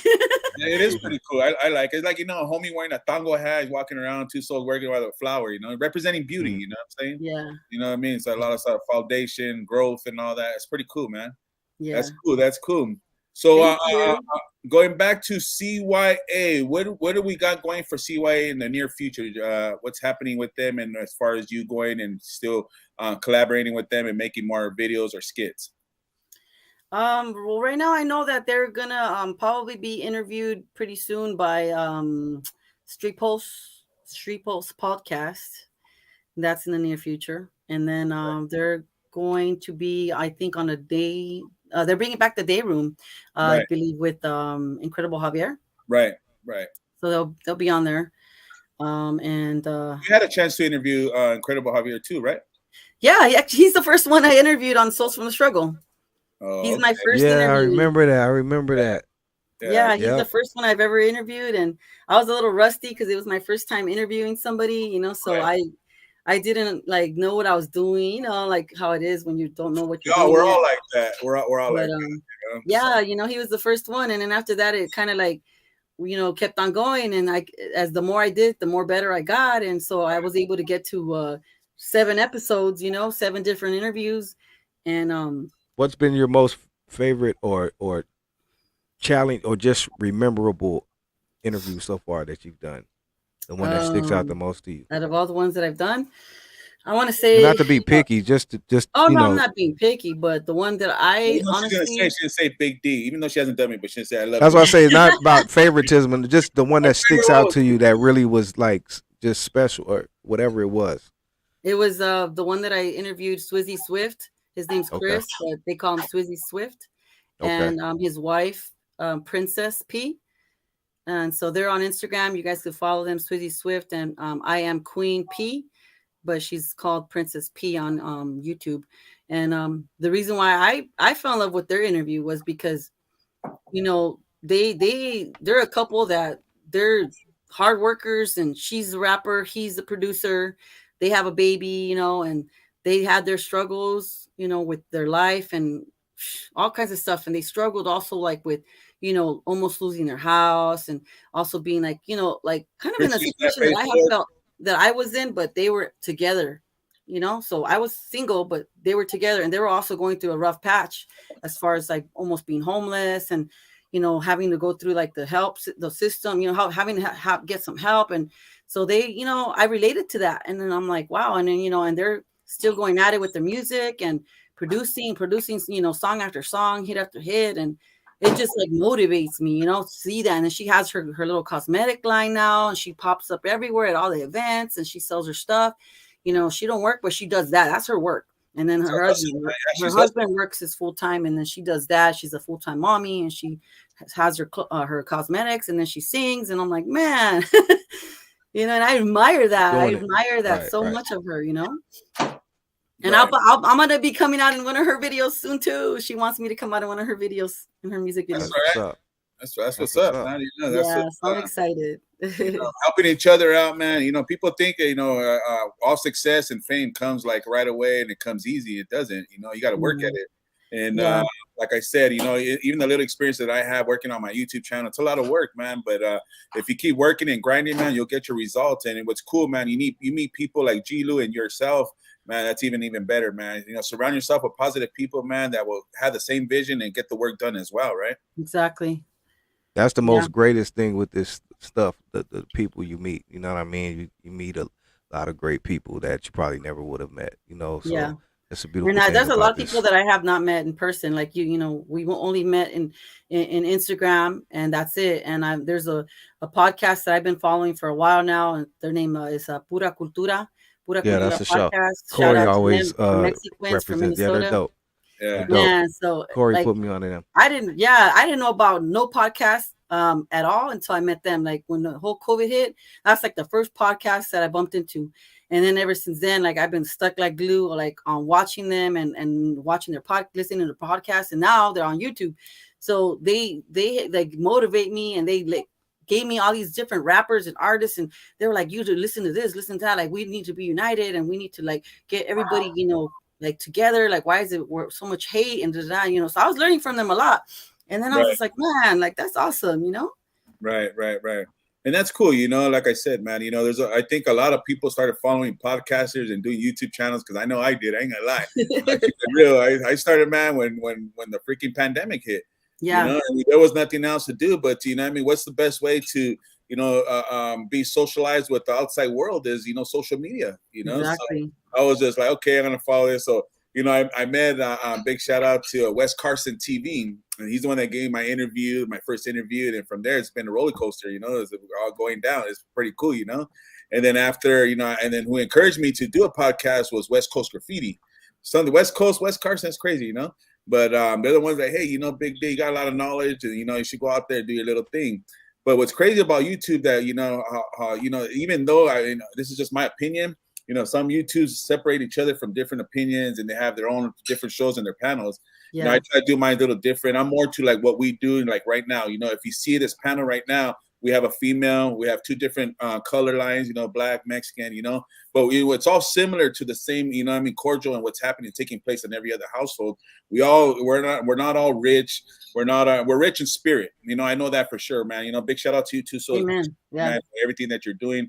Like I said, it's funny how you said that you haven't met these people, because last week was my first time meeting G-Lew personally. And I've known him for a long time, but it's crazy because, like you said, if you realize it's a small world out there, and not knowing that my wife was his brother's homeboys, and like I said last week, man.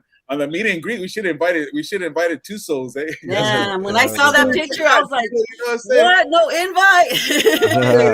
So I was just like, next time though, there's always said, man, you come out my brother's-in-law's house, you meet my wife, man. We're just hanging out, good time, good vibes. Like I said, great time. Shout out to Corey, man. Corey came down with her baby boys, and we're just hanging out. Shout out to Corey.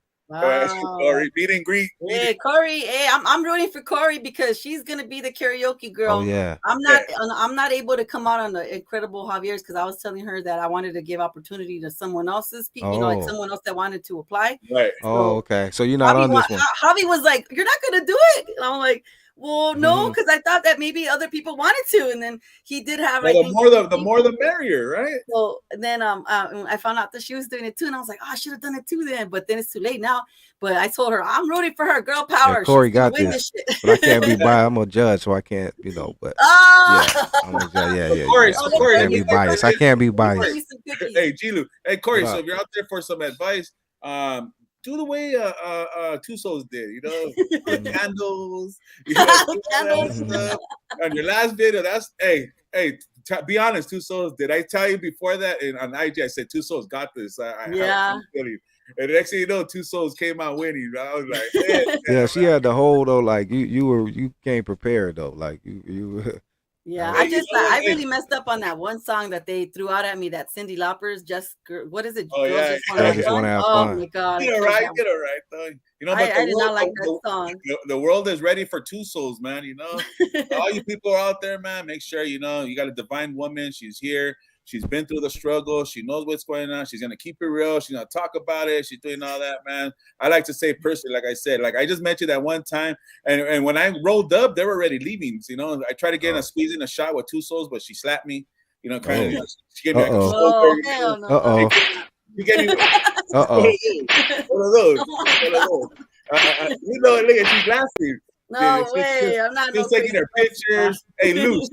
Hey, Pops. She was taking her pictures. I tried to squeeze in, and next thing I was like, bam. Actually, I didn't. Watch out, guys. Watch out. Watch out. Watch out. That's CYA entertainment love right there, man. Yeah, they did do a photo shoot on that day too with that lowrider that they had out there. Shout out to Austin Photography, Austin Gray Photography. There you go. He did a photo shoot out there, man. He was like, "Hey, let's go ahead and do a photo shoot of 2 Souls." So next thing you know, I ended up being right there at his little lowrider. I was like, "Okay, I could do this." Oh, that all happened that day? Yeah, that day. That's the day that I represented Respect the Creations hoodie. I was wearing that day, and then he just took pictures of me, and then we did pictures in front of his lowrider, and it was fun. It was nice. Did the interview with Hazard, right? Yeah, with Hazard. That's the day that I did that interview. So there was a lot of things that were taking place that day, We did the La Vista Gorda too. La Vista Gorda, yeah.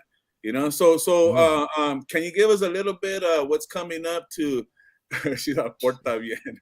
Portate bien. Portate bien. That's what my wife told me, Corey, right now. Portate bien. So do you have anybody else lined up in the near future who you're going to interview or who you're working with? Not that I know of right now. That's kind of like in the works. Yeah. Yeah, and then CYA Entertainment too. When is the next Vista Gorda? Do you know that? Mm-mm. No. Those are pretty cool. If you look at those things, how she comes, the two anchor men and the anchor woman. Oh, those are skits that we do with the anchor man and the anchor woman. Those were funny. That I thought those were fun. I like those. Those are hilarious, man. Love Machine Man comes out in the middle of that, and you know how you guys interact and how you guys kind of like make fun of each other. Yeah, we're making fun of each other, just like the movie. Like, if you ever seen the movie Anchorman, that's right. Yeah, that's where it is. We did a spoof on that. It was funny because we did the spoof on that. Comes out strong, man, but you know what I mean. 2Souls hand takes care. You know what I mean? Wow. What thought that? Yeah, homie. You know hey, what I mean? when you would say that again, you're like a chameleon. You do a lot of different things. What are you most like? You do I'm sure the acting, the modeling, I don't know if you've done music or whatever. But what no, do you? Oh, you never done music. I just sing because I like to sing, but I never done it professionally. I'm not professional. I just do it just because I like to have fun with it. Right. But the acting and the modeling. What do you like the best? What I'm gonna ask. What do you prefer? Or I don't know. It's kind of hard to decide. I mean, I do like the acting, but I like also the modeling too. Mm-hmm. So it's kind of like half and half. I just like both of them. Okay, that's pretty cool. Like I said, we see you out there, and you know, you represent CYA Entertainment and yourself. So, like I said, you're part of CYA Entertainment, and then you also got 2 Instagram channels, correct? Yeah, I do. I have my 2Souls4Ever, and then my Seductive 2Souls_. And Seductive 2Souls. Seductive 2Souls. That sounds seductive. Let's talk about it. Yeah, let's talk about that Seductive 2Souls. You already know why that name came up. I mean, because it's seductive. We've been avoiding that part. I think, you know what, my wife. I just caught it. I mean, as soon as you said like seductive, let's talk about it. You know, right quick. Because that's how I thought about myself. I was like, wow, those pictures are like really seductive. Wow. Okay. 2Souls, don't tell me you didn't know you were taking those pictures, okay? Because they says lights, cameras, and action. Well, yeah, I knew that I was taking them. That's why I purposely opened up that new Instagram, you know? And you know what, though? I like it because, you know what? I know I have haters. You know, everyone has haters, you know, here and there, of course.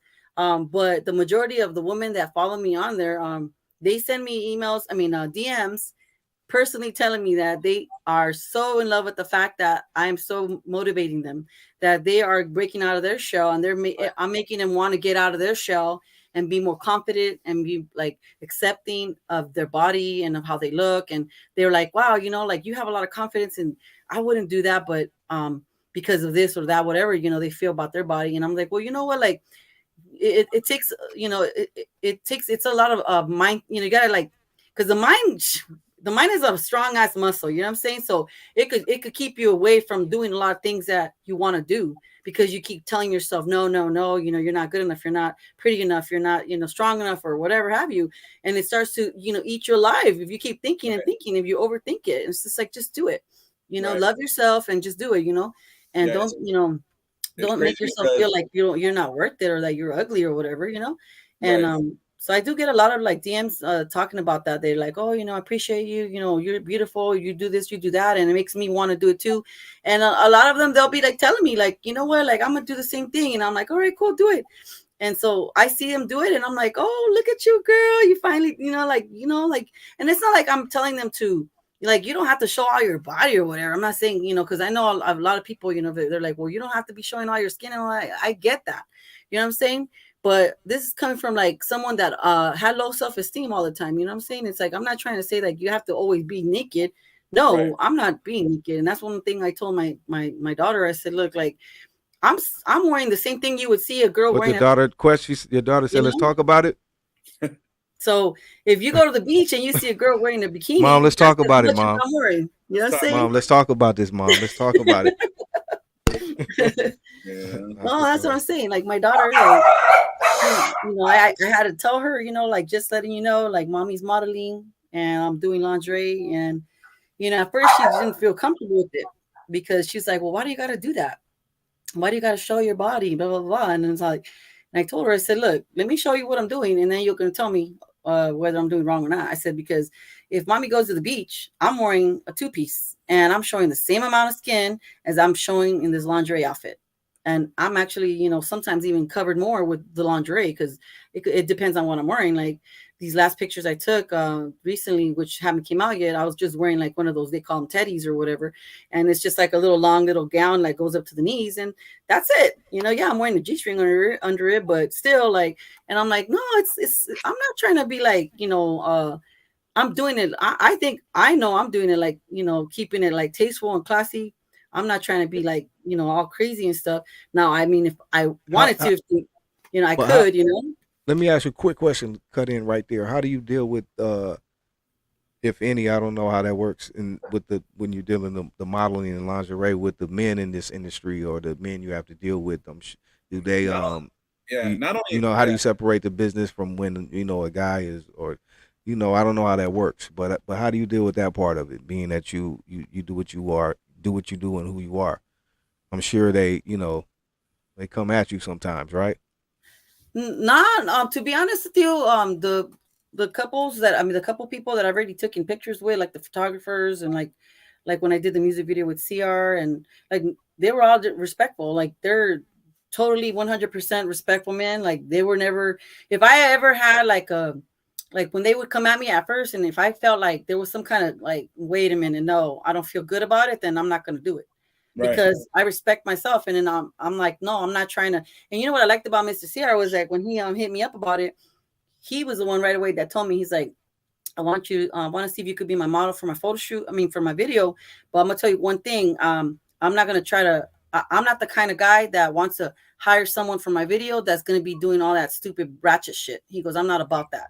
He goes, I'm just going to let you know that I'm not trying to get you to do a video shoot with me that has to deal with those girls booty shaking and, you know, like that, you know, stuff like that, you know. And no, don't get me wrong. That's them. They want to do that. I don't have no hate against that. Like that's, you know, to each its own. And then, but when he told me that, I was like, you know what? I'm glad you said that, because I was about to say it myself, because I was going to tell him, like, you know what? Like, I want to do more music videos, but I want it to be more like if it's a movie. Like I've seen videos that a lot of that's what that video is like a movie. It reminds like you of one of those old school movies. Yeah. So I'm like, I'll, you know, I want to do something like nice and not like all, I don't want to be no damn stripper, you know. I'm like, that's not me. Maybe that's her or whoever else, girls that want to do it. Yeah, cool. But me, like, I'm like, no, like I got my kids. And then my other friend goes, well, who cares? Like, just do it. You got the body for it. I'm like, no, but it's not in me. Like, it's just does not in me. Because, you know, I have a friend that's a guy friend, and he tells me, he's like, you got the body, girl. Like, you're going to make that money. Go, girl, shake that booty. I'm like, nah, that's not me. Like, it's just not in me. If I was that kind of girl, I'll be throwing myself out there and making all that money, but it's not in me. And I can't force myself to do something that I don't feel comfortable, you know? Right. Everybody has their different way of doing things. Now, you're not discrediting any women out there. Hey, well, however you got to make your money. But for you, that's the way you do your thing. Yeah. So when you say that, you know, I ain't gonna say haters, or, you know, when people come across, or who are the ones that give you a hard time about your modeling? Is it women or men? Because I know sometimes women they get hard on each other and stuff like that, you know? Yeah, I haven't heard anything as far as it goes, but I know that you know, because, you know, it's like kind of like when you're in high school, you know, that whole envious thing. I've had friends tell me personally, not like bullshit, but like they'll tell me like, I love your spirit. I've been in the industry longer than you have, and I'm just gonna let you know, that you are gonna have haters. Why? Because you have such a great personality. You carry yourself very well, not to toot my own horn, but like my own friends that are really close to me, they'll tell me like, you have such a good heart and a good spirit about you that they're gonna try to break it because of the fact that when you walk into the room, people know you're there. You know what I'm saying? And a lot of times that those haters start hating on the fact that I do carry myself well. I'm not in the little corner like I used to be, that little seventh grader, just standing in the corner being shy and timid and scared, Right. And so yeah, there is going to be people out there like that. They're going to hate me, or they're going to be like envious or whatever have you, And I'm like, why? You know, like, don't be like, I don't have no hate on anybody, and I'm not envious on anybody. Why? Because it's like, I want you to succeed. I want you to go up, you know, and if I could help in any kind of way, I'm going to help in any kind of way for that way you can shine.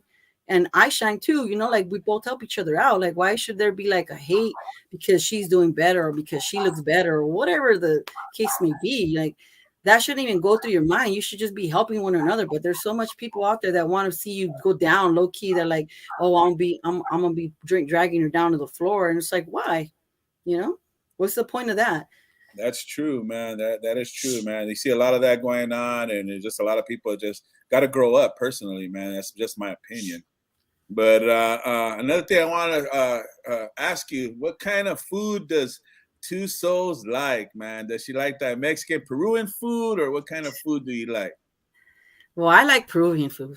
I mean, that's my mom's cooking is the best cooking there is. What is Peruvian food for us that people like? There's different kinds of dishes, you know, so there's all kinds of different, you know, recipes and dishes that she makes. And she knows, like, the favorite one I like is called lomo saltado. So what that is, like, I guess in a way, it's like not shredded, but like she cuts up the beef, like it's thin, and she cuts it up in like little slices, like if it was like fajitas or something, and then she puts like fried potatoes, like French fries, and then she puts like onions and bell peppers and all kinds of colors, bell peppers, and then it just tastes good. And then there's this other thing called papa la macaina that all my family love, and that's like a potato with like this special like sour cream sauce. It's like a yellow color, and that is bomb. Like when you go to a Peruvian restaurant, ask for papa la huancaína. It's like a little appetizer before you eat your dinner. Where would you find one of those at? Like, you know, in LA? Shoot, it's been a while. I haven't been there, but I know that there's called a Pollo Inca. I think it's in Gardena, somewhere. That's the one we used to go to all the time when we would live out there. And then there's also another one in Downey on Firestone that we would go to. And then there's one out here somewhere in Redlands. There's a little tiny one, a little hole in the wall Peruvian restaurant. Wow, man! You know, I gotta go check one of those out. I didn't even ask my cousin that, like, what kind of food do they have out there, because our experience was in Europe, and usually, to be honest with you, Europe is nothing special. They serve everything out, like pizza, French fries, hamburgers. Oh, really? Yeah, no, you know what's the weirdest thing? You want to know what's the weirdest thing I ever ate that Peruvians ate that I never knew? Like, you know, I was growing up and I didn't know what it was. Well, they eat the cow heart. You guys ever eat cow heart? I don't even like lengua, man. My mom, like, that's a delicacy out in Peru. It's a very expensive plate. Wow, no, yeah, I definitely have not ate that. No, and they make them on shish kebabs. They make them on. What does it taste like?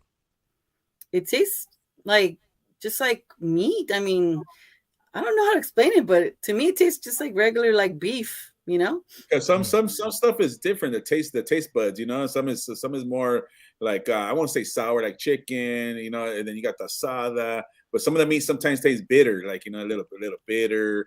Like how I eat birria, people like gold and all. I was like, oh man, it tastes a little bitter, and like, oh no, I can only chicken. And my wife, she likes. I hope she don't get mad. She likes lengua. Oh, you know, she likes lengua. She don't like tripas, but people eat tripas. Oh man, I don't like lengua. You said it tastes a little bitter. I don't like lengua at all. But you know, when I was a kid, I tricked my brother because I used to have to cook a lot when I was growing up. So my mom would work all the time, and me and my brother would like raise each other because my mom was like she worked from Monday to Friday as a babysitter. Right. Like, she was a full-time nanny, so she would leave my brother and me alone, like, from Monday to Friday. So we were teenagers, you know. So she did it because we were teenagers, and I would have to cook all the time dinner, and I cooked the lengua that my mom took out from the freezer. And I chopped it up, cooked it, seasoned it and everything, right? And I made it in a burrito. And I told my brother, all right, it's ready, time to eat. Do you think I ate? I did not eat. I pretended I ate. But because I wanted to get my brother, because we'd always fuck around with each other, I go, oh, you should eat this bomb-ass burrito I made. And he's all, okay. And he's all eating it. And then he's like, hey, could I have another one? I said, sure. I'm like, giving another one. And I go, you want to know what it is after you're done? And then he was already done. He goes, well, what was it? It's lengua. Oh, he threw it all up. Happened to me one time. And, you know, I found out I was eating birria, but you know how they make it in goat? And I threw it all back up. And they're like, what the hell? You already digested it. I was like, hell. You know what I mean? I'm not down with that. Are you down with OPP? No, I'm not, dog. You know, Oh man, you yeah, I got got my brother good though, but that was because me and him, we'd always tease each other, man. We were like, I was, I think, 15 or 16 years old, and he was like 14 or 15, so we were like 1 year apart. So either 16 or 15, we were both like that. And I just like said, I'm gonna get his ass, because he'd always tease me, you know, and he wouldn't clean the house when I told him to. And my mom used to be getting on my ass because he didn't clean the house, and she'd be like, I told you to clean the house, why didn't he? And I'm like, oh my god, I go, he didn't want to do it. sound like you were a superintendent right there. Dog. I had to be watching out for him too. Hey, It's program crazy. time, homie. You know what I mean? It's 2 Souls here. Let's talk about it. Program time. So you say you have a brother your age, and so I'm assuming that you and your brother, you guys are very close. Yeah, we are. We are. He's my baby brother. If we would ask How- your brother how what 2 Souls is all about, what would he tell us? You see what I mean? Oh my god, he would probably say that I'm a softie at heart, because I get very sensitive. I'm very emotional person, and you know, so he knows that about me. You know, like he just knows. You know, When's your birthday? If you don't mind, February. what month? I'm an Aquarius. Oh my Aquarius. Aquarius. This goes over, man. You know, I got my wife. She's Aquarius, man. You guys are. Oh yeah, All right, Aquarius. well, we would like to thank everybody to the G-Lew. See you next week. You know, thank you to Joe. Shout out to the Aquariuses. Shout out to the Aquariuses. Take my hand. Show me. Hey, I was gonna ask you, how was your relationship? Because you said you talked about your younger brother, but you said you had older siblings that were like 10 to 12 Yeah, years like 10 to older 11 than you. years older. So how was Yeah. that relationship for you once you got older? Of course, when you were younger, you were too young, but as you got Yeah. older, do you have a relationship with them? Yeah, I actually do. My older sister, the one that's like, I think she's 12 years older than me. I hope she doesn't watch this and get mad if I said 12 and she's probably 11 years older. But she's like my second mom, you know, like she's like a second mom to me. And sometimes, you know, I know that my mom gets a little envious of that relationship that I have with my older sister because of that. And I mean, I love my mom to death, but like me and my sister, we just have a different connection, you know. So, and then my Right. other sister, she's I think 10 years older than me. And I love her too, but she's a little bit different. Her relationship and me and her are different, right? We're different. We're totally different. Our vibe is a little different, and Right. the way we look at things is a little different, you know. But my older sister, we have a lot of more, like, our views are a little similar to each other, and our similarities and our likes. I relate a lot to her.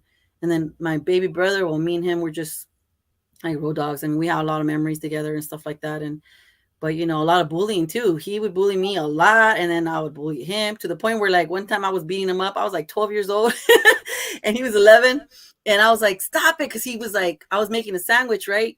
And then he wanted it, and he goes, "I licked it." Man, were you guys He goes, in "I prison licked or it." what? I'm like, "Oh man, you licked it." Now he goes, "I licked it, so it's mine now." And I'm like, "Oh, I gotta make myself another sandwich because he licked my sandwich." So I run over there trying to chase him because he ate my sandwich or has it in his hand, right? And I'm all like beating him up. And then in the middle of me like beating him up, but not like hard or nothing, you know.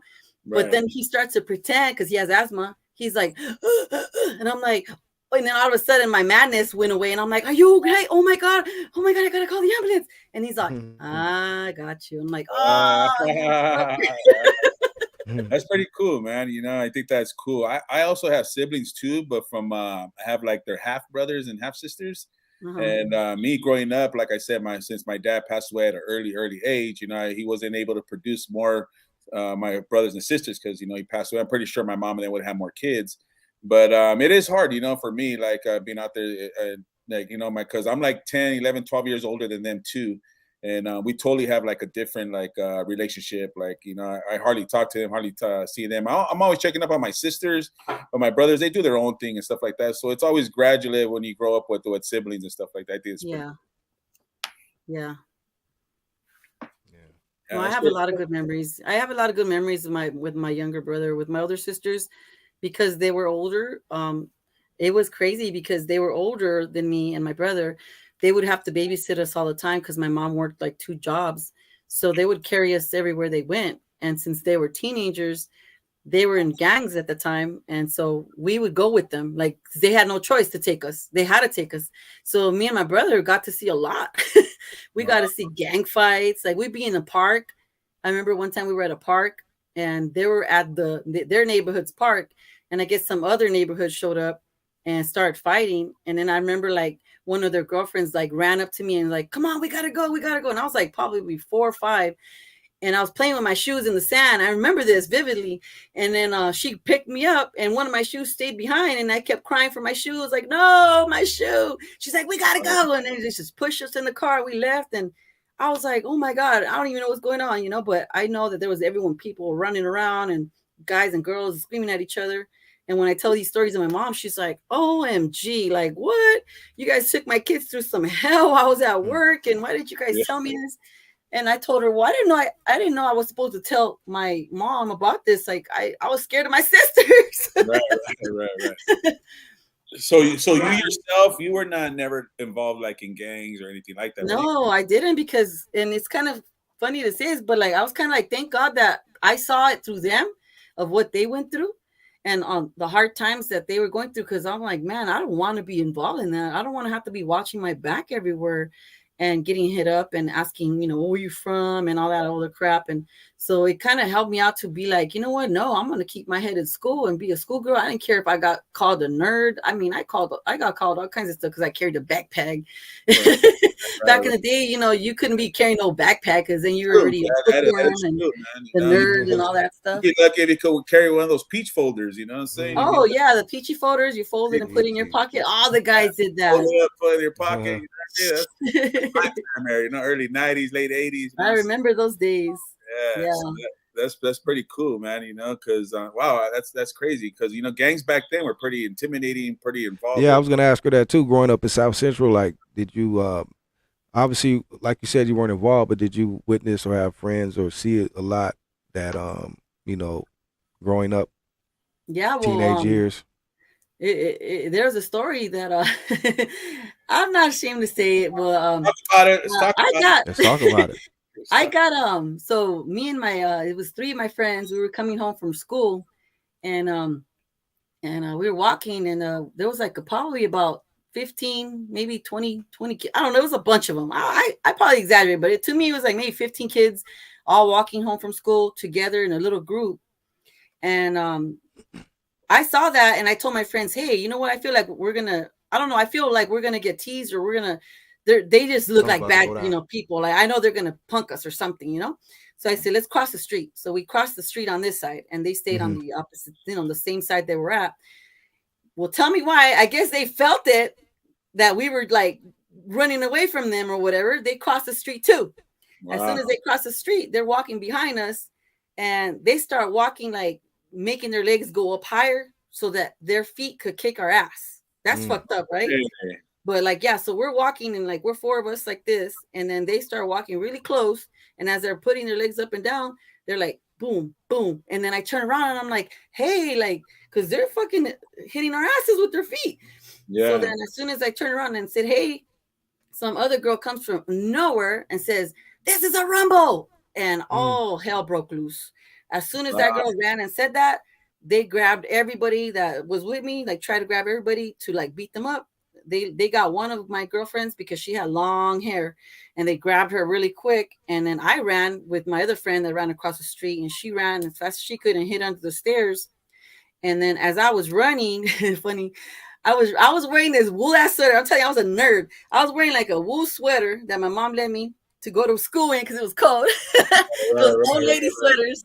And that sweater got stuck on the fucking the fence that looks like this. 2 pickup fences. Yeah, those little pickup fences. So when I'm running, my sweater get caught right here, and then I felt like a rubber band went boing. And as soon as I like swung back, like it made me go back. One of the girls got my hair, and then she pulled me like this, and she stayed like that for a long time, and she gripped the hell out of my hair like hard. And she goes, you better say 211, bitch. And I was like, oh, and I don't even know what that meant. Yeah, but she was like, it's a robbery. Dog. She was like, you better say it. It was a gang back then. And I'm like, what the heck? And I was scared for my life. And then this other girl comes up, and she looks at me. She goes to her, hey, I know her. Let her go. She ain't no gang member. Let her go. And I was just like, thank the Lord she recognized me, because I would have got beat up. You know what I'm saying? I would have got beat up. And then finally, like, they let me go, and then I catched up to my other friend, And then we met at the elementary school at the bathroom inside the elementary school because it was say, still why you open. leave me? And everybody was there, like all my friends were there, and then my girlfriend, the one with the long ass hair, they beat her up, man. She had all her blood everywhere, like from her nose, bleeding to death. Like, oh, she got and that she was DP crying and everything. Yeah, there's always a victim, man. There's always a victim. But we're not even. It was funny because we were not even from a gang. Like the girls I hung out with, they were all nerds. They just wanted to punk us. That's all. Wow. You know. And then the next day, we didn't even go to school. I was scared to death. I was like, I don't want to go to school. I don't want to go to school. That's that one song by Ice Cube, "How to Survive in South Central." Yeah. Hey, I was there for the Rodney King being. That shit was crazy. Wow. Yeah. When I went to a museum a while back, it felt weird to be in a museum. They just celebrated the the 30th anniversary. Yeah, it was, huh? Yeah. Yeah. When I took my daughter to the museum, I told her, I said, man, I can't believe that I lived through this and it's in a museum. You know how that made me feel like, fuck, that's weird, you know, like talking about it. And actually, I was a witness. I was in there, you know? That shit was crazy. Yeah, I remember at that time I was a young teen, and after I was living right there in Boyle Heights, right there at the park, and actually the guys from Michigan, or I shouldn't even say, some guys came by where my uncle's from, and they blasted the force. We're all at the park, and there was smoke going on because you know how all the riots, the smoke and everything. Yeah, it was going all through the park and everything there in Boyle Heights, you know, because right near East LA. Here, they really. You know, people really got to pay attention, man, to what's going on and how, you know, that really was a real event that happened and took place right here in Los Angeles. That was not only, you know, that time, you know, you had the watch riots, a lot of crazy stuff that's happening in LA, you know, for, you know, people, you know, trying to get their rights and discrimination of color, race, and all that stuff, man. LA has a history of doing things, man. But yeah, that's crazy, man. I lived through it too, man. And those riots, it's just, that's my memory of the guys coming by and shooting at the homies. And I was like, damn. On a day that they're rioting, this is what this had. There's still gang violence taking place, man. So it's just crazy, man. Growing up in LA is crazy. And it was scary because I didn't even know what was going on. I was coming home from school. It happened around the time that I was getting out of school, so it should have been like probably like 4:00 when I was walking home. I was by myself because I had just finished dropping off my friend. Like we'd walk home from school all the way home, but then she had to, you know, she lived a couple blocks away from my house, and then I have to walk probably about a good like probably 7 blocks by myself, and I'm driving, and these like vatos like in a lowrider, like, you know, like cholos, they're like, hey mija, hey, you better run home, mija. And I was just like, what? You know, these strangers talking to me like, you know, I'm about like 13 years old, and they're like, yeah, run home, man. They're like, everybody that's Mexican is gonna get beat up. Hurry up, run home. And I'm like, what is he talking about? So I ran as fast as I could because I'm like, you know what, he looks serious. I better hurry up. I ran home, and then as soon as I got home, my brother-in-law and my sisters, you know, like they're older, right? So like I said, they were older. They're already married at that time. They're like in their 20s, and they're like, get inside the house right now. And I'm like, what's going on? And then I turned the news on, and man, everything was like being burned up, like all the liquor stores, and they're all being burned up and stuff. And I still didn't understand why, because I was at that age, like I couldn't understand. And then they were looting. I saw people running down the street with like buckets of chicken and like freaking like all kinds of stuff from the store. Like I'm like, what the heck? Yeah, you know, like what is going on? It's crazy, man. I didn't even know. The little that we experienced and known, I was just like, I didn't know what was going on here. I know those officers got acquitted. You know, I know they did something that was very. Honestly, that's when social media just started coming out. This camera, man, everywhere. The camera. 30 years ago, you know what I mean? That's why Instagram and all those mofos out there, they probably got like, hey, let's make a little chat and we could. That's probably what happened. You know what I mean? Say we could come out and cameras could be out on this website. But they caught those officers. What they were doing was freaking wrong, man. You know, straight up, man. And that's what caused the thing. And that's crazy. And it's crazy how the anniversary just passed. Yeah. But it was even crazier back then, you know, like saying, like, you know. Because that shit was going on, though, anyway, though. They just got caught on camera. You know, that was just bad, though. That was just real bad, though. But like you said, you know what I mean? It wasn't just one swing or two. You know that was bad. Just like, dude, that was bad enough for them to get acquitted. That was like, a slap in the face, you know, to humanity. You know, it's just like, man, you can't be doing that to anybody. It doesn't matter what color, what race, male, female. Shouldn't be doing that at all, man. Especially if you're here to protect and serve. So, you know, I'm glad that kind of came out. You know, somehow, some way, man, you'll get exposed in a good way and a bad way. You know. Yeah. But it was scary times, man. I'm telling you, like, even I live close to this swap meet. It's a real famous swap meet out there in South Central. The Slauson? It's no, the other one's called Alameda Swami. Oh, Alameda. Okay. Yeah. So the Alameda Swami, it's owned by like a lot of Koreans and like, you know, Asian people. And they were all on the roof with shotguns. And they said, like, I'm about to shoot whoever comes and loots our stores. And they were serious. They were all on top right there. My friends, my homies that were out there, they came and they told us, like, hey, let's all stay inside the house, because like we heard that they're over there trying to protect their stuff. And because all the Asian local stores were getting beat, like messed up, you know, all of them. Everything that had to do with like Asians or whites or whatever, they were all getting messed up. And all the black owned liquor stores and all that were being protected. But like everything else, they were all looting and everything. You know what I'm saying? It was crazy. It's crazy times, man. You know, after years and, you know, just like decades. Well, that was like 3 decades ago, you know. So it's just how things could change. And hopefully we learn from those kind of mistakes and those things are done. That's why I love being part of this this panel, this channel. Like, you know what I mean? We're just trying to inspire people and just say like what's your name said, man, can we all just get along? Yeah. Can we Rodney King? Can we all just get along? Can we all just get along? But yeah, man, that's Faith Ford is the one that said it. You know, she just put it out right now. Shout out to you, Faith. We could get, honestly, in this panel, we could get along. But I have another question, if you don't mind me asking. You know, G-Lew, if it's cool. Yeah, go ahead, bro. Yeah. So what is 2 Souls like to do? I know you like to model. I like to do it, but what do you personally like to do? Do you like to go like fishing? Do you like to go amusement parks? I know. What are your hobbies? Like, you know, I know you like to listen to music, maybe go to clubs. I don't know, but what do you like to do personally?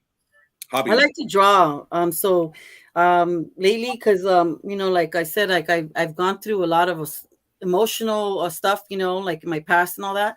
So I had to find an outlet. So I started writing, started reading. I do a lot of poetry. I do a lot of graffiti. I started drawing on my sketchbook a lot. And then I met a couple people in my life that they were graffiti artists themselves. And I didn't even know that there was legal places that accepted people like me. Because, I mean, I'm not a tagger, and I don't consider myself a tagger. When I do tell people I like graffiti, right away they go, oh, you're a tagger? And I'm like, I'm not out there, you know, vandalizing the communities and all that, because I'm a grown woman. I'm not like back in my days, like with teenagers, you know, how they mess up stuff or whatever if they want. You know, they want to get in trouble. But I got kids. I'm a grown ass woman. I'm not about to go in no jail because I vandalized the public wall or whatever. But through a friend of mine that I met, he was like, no, you can go to legal places where they actually fund, and they do organizations where they allow and they create walls for people to just enjoy and do their graffiti. And I'm like, what? Oh my God. I said, I fell in love with it. So then when I went to hit up, the first wall I ever did was in Venice Beach at the Venice Walls. Right. That's what I want to say. I did the whole wall. It was crazy. I did a wall. Did that, right? You did that, right? Yeah. It was a wall like probably like, I don't know how many feet, probably like 20 feet long or something. I don't know. It was just a long wall, and I did the whole 2 Souls. Yeah. And for you people that don't know YouTube, this girl, man, she's creativity. You know, I didn't even write 2Souls4Ever because it wouldn't fit, but I did do the whole 2 Souls, and then in the little corner, I just dedicated it to my kids. Yeah. And so I write their initials and my initials. It's not no gang, people. It's HBL. So HBL stands for Helena Bianca Luciano. Because people were like, hey, you're from HBO. I'm like, I'm not from nowhere. I'm from my mom. Wow, that's pretty cool. That's kind of like what I do on my spare time. I like to write. I like to read. And something that probably people think, oh, she's a nerd. Like, I do love to watch motivational videos. I love doing self-help videos. I think that it's best to better yourself instead of blaming, well, this and that why he left this and that, or no, like realize why. Okay, yeah, maybe, you know, the guy left you or the girl left you, or what's the reason? Maybe something inside of you, you know, maybe, you know, you were insecure, or, you know, whatever have you. You got to find it out in yourself. So I read a lot and try to like focus on, okay, bettering myself every day. You know what I mean? And I do read, I don't read the Bible, but I do read Bible passages because I do have the Bible app, and I do read a lot of stuff like that, and then a lot of like self-help stuff. And then I like to do the poetry. I've done the other day, it was my first time I actually went to a poetry like a place where you stand up and you say the poetry to people. That was embarrassing, but I did it. I was scared. I was like, oh my God, because my friend told me. You were like this, huh? You were like this. You were like, to be, not to be. Red, the ones that roses are red, violets are blue. To be 2 souls or not to be 2 souls. But yeah, that was interesting. That was very interesting because she writes a lot. My friend, her name's Leslie, and she's like a real good, like she writes real good poetry. And then I was just like, you know what? I want you up there. I want you up there. And she's like, I can't do it without you. Go with me. And if you stand up there, I'll do it too. So I didn't want to let her down because I think she writes better than me, but she's like, no, you write good too. And I'm like, I'll go first. So I went up there, and I'm not gonna lie to you, like it was hard. It was hard speaking about your feelings because my poetry is about my stuff that I went through and my heart. You know, I'm talking about me, about what I went through. So I said to myself, I had to let this out, like somehow, some way. And I could tell some certain people were feeling it, like they were like, damn, you know. And I was just like, well, you know, a lot of people that are here that are very spiritual are going to understand what I'm coming from. Some people might not because they don't believe in that, but oh well, like I'm going to say it anyways because he said we could say whatever we want, even it had to do with gay, lesbian, or whatever you are. He's like, well, anything goes. I'm like, all right. So I said it, and yeah, I felt good about it after. Right? It's like a way of expression. You're expressing yourself. Yeah. It was a very emotional, expressive poem that I wrote. You know. Wow, man, she does it all, ladies and gentlemen. Yeah, you heard it right now. That's dope. Country, modeling, you know, events. Real chameleon. Like dope. I just learned a lot today about 2 Souls. In LA, how to survive in South Central. How to survive. I earned my stripes. Central. I earned my stripes, baby. Like they say. Yeah, you have, girl. Let me tell you, man. Divorce. You know what I mean? I don't mean to put it out there, but you know, for you men, 2 Souls is single right now. You know, you're single. So talk about because I'm glad you mentioned that for the men or whoever or you. I don't know, whatever. But if you want to put that out there, how do you feel about since you're single? How single are you? Are you open to date? Like, what is your you know, where does 2 Souls stand in that area for the guys out there listening? How single are you, man? Yeah, how single are you? Let's talk about it. You guys asked that. It's funny that we asked that. Well, yeah, because it's like I always say I'm single like a Pringle, ready to mingle. Oh my God. But one time I said that and I didn't know what mingle meant, and then this guy took it to like he said that mingle is not a good word to say. And I'm like, really? Well, because he took it to like, damn, you shouldn't say that. And I go, why? What does that mean? He's like, you don't want to know what that means. I'm like, well, what does it mean? But I guess it means like something different than what I was thinking. He's like, you don't want to go there with that. I'm like, he's like, don't open up that kind of words. Yeah, it depends what they're thinking. Mingling. Yeah, he was thinking something different. I was like, oh, he was thinking, you know, shit like that, man.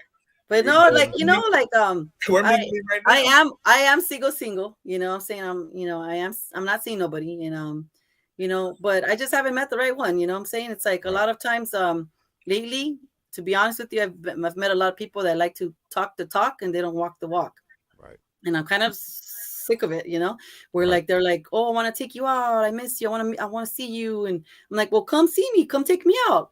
You know, it's not all about the come over, you know. I'm so sick of come over. Wow, you know, you don't even know me yet. You're already inviting a stranger, a perfectly good stranger to your house when you don't even know me yet. What about if I was to like go to your house and send like 2 homies to like steal your food or steal your money? I don't know. She said your food. Oh, man, let's talk about it. Let's talk about it. Steal your food. Steal your food. Well, girl's hungry. I don't know. Do something. Kick your door down, maybe. Wow. Like kick your door down. Let's talk about it. Let's talk about it. Let's talk about it. It's past my dinner time. That's why I thought about food right now. Okay, I'm boys and girls, it's dinner time right now. Let's kick your door down. You know? Let me see your EBT card. No, it's all right. Yeah, she said steal your. Have 2 homies come in and steal your food. Wow. Hey, G-Lew, that's I'm the never first. Gonna mingle again. I'm never gonna say that word mingle, dog. Wow. Hey, let's talk about it. Let's talk about it, man. Damn. Oh, damn, man. That's pretty cool, man. Yeah, man. He said that's pretty cool. That's pretty. No, I mean, I'm cool. happy. I'm happy. Oh my God! Just gave me an idea. Oh man, let's talk about it. Fernie, what up? I might be at your house taking your food. You know, let's talk about it. Hey, has to eat. You know? Dudes, be careful, man. Inviting these strangers to your pad, man. They're gonna steal your food, bro. Like, damn, I thought I had some That is Fruity crazy. Pebbles left. Two Souls, man. Two Souls has a personality, man. It's awesome, man. No, man. Shout Until out to Two somebody can Souls. sweep me off my feet, then I'll be believing in them. But until then, like, ain't nobody really showed me that they're real. You know, like they're just a lot of fake people out there and just a lot of shit talkers, and they don't walk. You know what I'm saying? Like, I'm tired of it. I'm like, dude, you know, you want to really go out? Let's go out. Like, why can't a girl just go out and have fun? Why does it always have to lead to sex? Why does it have to be just come over, you know? And then I'm like, what? Like, let's go out. Let's go to adventures, you know? Let's go, like, see the world. Like, why you just want to just come and kick it? Like, nah, I'm, you know, 45-year-old, Pandemic. I'm not going to mention no names, messages me, you know, he's a cool friend and all that. But then right away, when he finally wants to shoot his, like, shot, whatever they call it, he's like, hey, so why don't you come over and kick it? Who says that? Are we 16? Wow. Man, He's probably watching. You gotta do one anymore. episode. You gotta do one episode a week. Or you gotta show us men how to pick up some game. You know, let the men know, man. You know. He Yeah, said you that's can't why be I like had this. that wig plug. Come on, man. How Shout old out are to you? Bernie. Right. Oh That's man. why I had the wig plug. Oh. Bernie with the sauce. Oh God, man. Wow, you know, I'm gonna be honest with you, man. I learned a lot today. Two Souls, and in all honesty, I have a lot of respect for you, man. I'm glad you're part of the CYA Entertainment. You know, I keep looking forward, man, to working with you, man. You know, I think it's pretty spontaneous, man. You have a bright future, and like I said, you're like I'm the new guy, like on the block. You know, so you're the big sister. You know what I mean? I'll let you take it. You know what I mean? Yeah. So, yeah, and then you guys, you know, stay tuned because, like I said, like there's gonna be little parts of certain movies that, you know, luckily I've been fortunate to come out in as a background. So, you know, you might end up seeing me on a movie or a show that you're like, wait a minute, that's Two Souls. I know can't her. say the names of the movies yet, 'cause I got her I can't number. see. You know, I called her. You know, I got her contact. You know, that's pretty cool. Can you say or mention those kind of videos or movies or those? Or can you say what they're gonna be on or? No, not yet. Maybe when they tell me, yeah, I could, then yeah. But right now, you know, it's still in the works. So, but you know, it is with one of the people that I mentioned called Falcon Pictures. Okay. So Falcon Pictures, you know, follow them on Instagram. You know, he's doing really good things, you know, for the community, and he gets a lot of a lot of people involved that you know, even if you don't even have like a freaking film degree, like he doesn't care. Like as long as you're good and you're dedicated and you have that passion, he wants people like that, you know, to get dedicated and invested in, so that way he could film them, you know, and put them in their short films or their series. Like I said, they did a TV series called The Ghetto Busters. It's freaking hilarious. It's on Tubi and on Amazon Prime, and that shit was funny. like you said, short films. A lot of short films. Short films. They have short films. They do movies. They do the TV series. Right. Yeah. So there's a lot of things, you know, and that's how I got to know him. And I was blessed that he called me, and you know, like I told him, keep in touch with me so that way I can come out in anything that they need as far as like coming out in background or helping them with casting calls and stuff like that, just so I could keep on going with that, you know, in the film industry. Right. What about any events coming up that you want to give a shout out to? Any events or anything? Oh man, well, there's a lot of them. I mean, I posted them on my Instagram, you know. And how can we find you again on Instagram? Yeah, give all your handles. Yeah, just go on 2Souls4Ever on Instagram, and then if you want to follow my seductive 2Souls_, that's for my modeling and for my acting. Modeling. Anybody that wants to hit me up to, you know. So basically, I could also do. I'm trying to get my niece, but right now she's kind of busy, but. So I have lots of ideas of how to promote. And so like she's in the cake business, right? So anybody that knows about cake businesses or like sweets and stuff like that, I was telling her, I was just like, you know what, like I could be, you know, your model for that if you want. And, you know, we could do it up sexy, you know what I'm saying? Because she sells to bachelorette parties, the bachelor parties, the brides, or whatever it's called, the, you know, when they get married and they do all the, you know, all that stuff or whatever. And I was like, you know, I could do those like cute videos, you know, with the cake and stuff, you know, be all cutesy, you know, wearing some. There you go. You know, women have a strong presence, you know. You know, so I mean, I'm trying to do like I have a friend that he does graffiti and he sells his graffiti shirts and he does all kinds of stuff with graffiti, right? And I told him, and he's like, we're in the works of talking about that too, so I could promote his shirts and, his clothing line. And so, I want to do that, if it's gonna, give him exposure and it's helping me too, and I'm, we're both helping each other out. So that's what I'm saying. It's not just about music videos, and it's about also like small businesses. Like the other day, was it a couple months ago? But I just posted it on YouTube not too long ago. But it was a friend of mine that told me he was DJing at a gym equipment shop in Bellflower. Wow. And so I went to go see my friend because he's a DJ. So I was like, oh, let me go say hi to you. And so the DJ told me, oh, well, this is my friend. He owns his business and he just opened up. Today's the grand opening. Right. Well, me being the person that I like promoting, like I said, I love promoting. So I said, hey, my name's 2Souls. Let me go ahead and just videotape you. I'm going to ask you a couple questions and let's give a shout out to your company.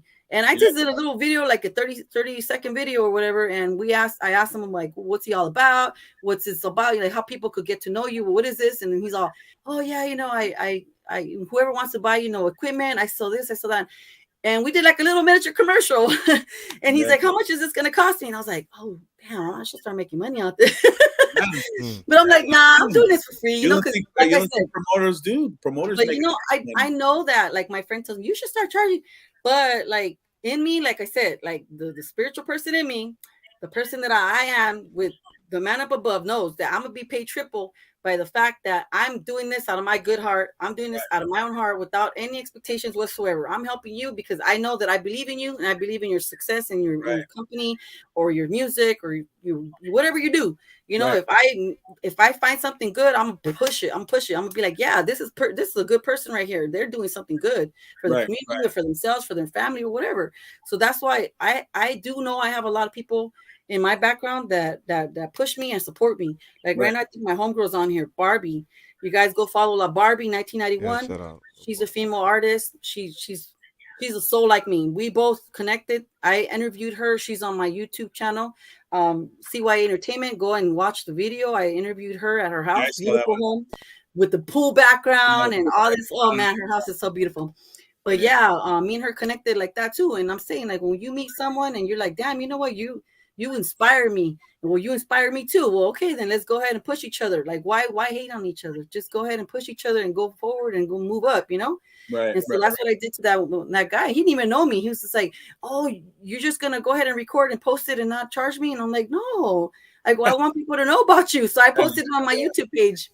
Yeah. It's crazy, man. People, I know a lot of people, and especially around through the whole time of living, man, life itself, people have torn each other apart, man, but, us as human beings, man, we need each other, and, a lot of times, people's motives could be bad, but if you're feeling the vibe, God will connect you with the right people, man. That's how I feel a connection with G-Lew, and I feel a connection with you and everything. So, yeah, man, it's very exciting, man. It's pretty cool, man. Pretty cool. Yeah. I think actually, oh, my bad. I think actually, I want to get a hold of you too. We'll talk on another level on another time. I'm trying to promote my cousins on business too. He's going to start catering. So nice. Maybe later on, because I know a lot of events that we could go and post up that's free, right? All these events that we go to and stuff. So they're always open to vendors and things like that. So there's a lot of events that I post on mine, on my page, that they're free events to the public, but when vendors go, they do charge like a minimal charge for vendors to sell their stuff. Right. It's not a lot though. It's compared. You're gonna make your money back. So that's how I look at it. Like if it's like $40 just to go and vend, cool. You're gonna sell your stuff. You're gonna sell probably and make it back. So it's worth it. Yeah, it's exposure too. Yeah, that's dope. That's dope. Well, great interview. Anything else you want to add, Big D? Nah, man. We covered a lot. Yeah, man. I just said, honestly, I got to know 2Souls a little bit more today. Very thankful for her to be on the panel, man. It was very welcoming, man. We welcomed her with open doors. We got to have more females that are out there. She sounds like I know she's a little entrepreneur that's rising. And make sure you guys follow 2Souls. Say it again, 2Souls. What's your, how can we catch you? At 2Souls4Ever on Instagram and at seductive 2Souls_ on Instagram, and then on YouTube 2Souls4Ever. And she's rocking with CYA Entertainment. And CYA Entertainment also has their own YouTube page. Go ahead and follow, and you can see all our funny videos and our comedy skits and our interviews, because we be doing interviews to vendors too, and that's what I enjoyed the last time when we went. and we did interviews with vendors, because a lot of times, a lot of events, especially that have a lot of performances, Right. they're focused on the hip hop, they're focused on the singers, and they're recording all that. They have their media for that, but we decided that let's go ahead and record the vendors and ask them what they're doing here, what they're selling, what they're all about. Right. And I really had a good time with that when we did that at the To Live and Die in LA. We did that for the first time there, and I told Carlos, I'm like, hey, I like that. Let's do that again at another event, Right. So when we went to the autism event, we did the same thing.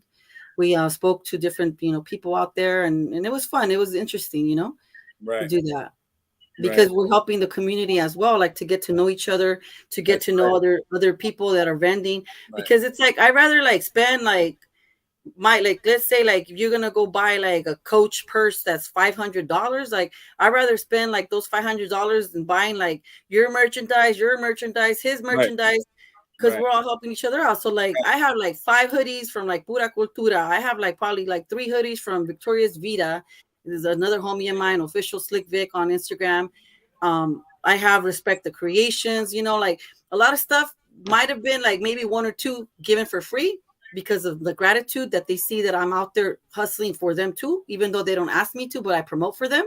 So out of their own heart, they'll send me stuff. Like I got in free tickets. I've gotten tickets to the comedy shows, clothing, makeup, or whatever, Right. But I don't do it for the free stuff. I do it because I know I believe in their business and I know that they're going to succeed.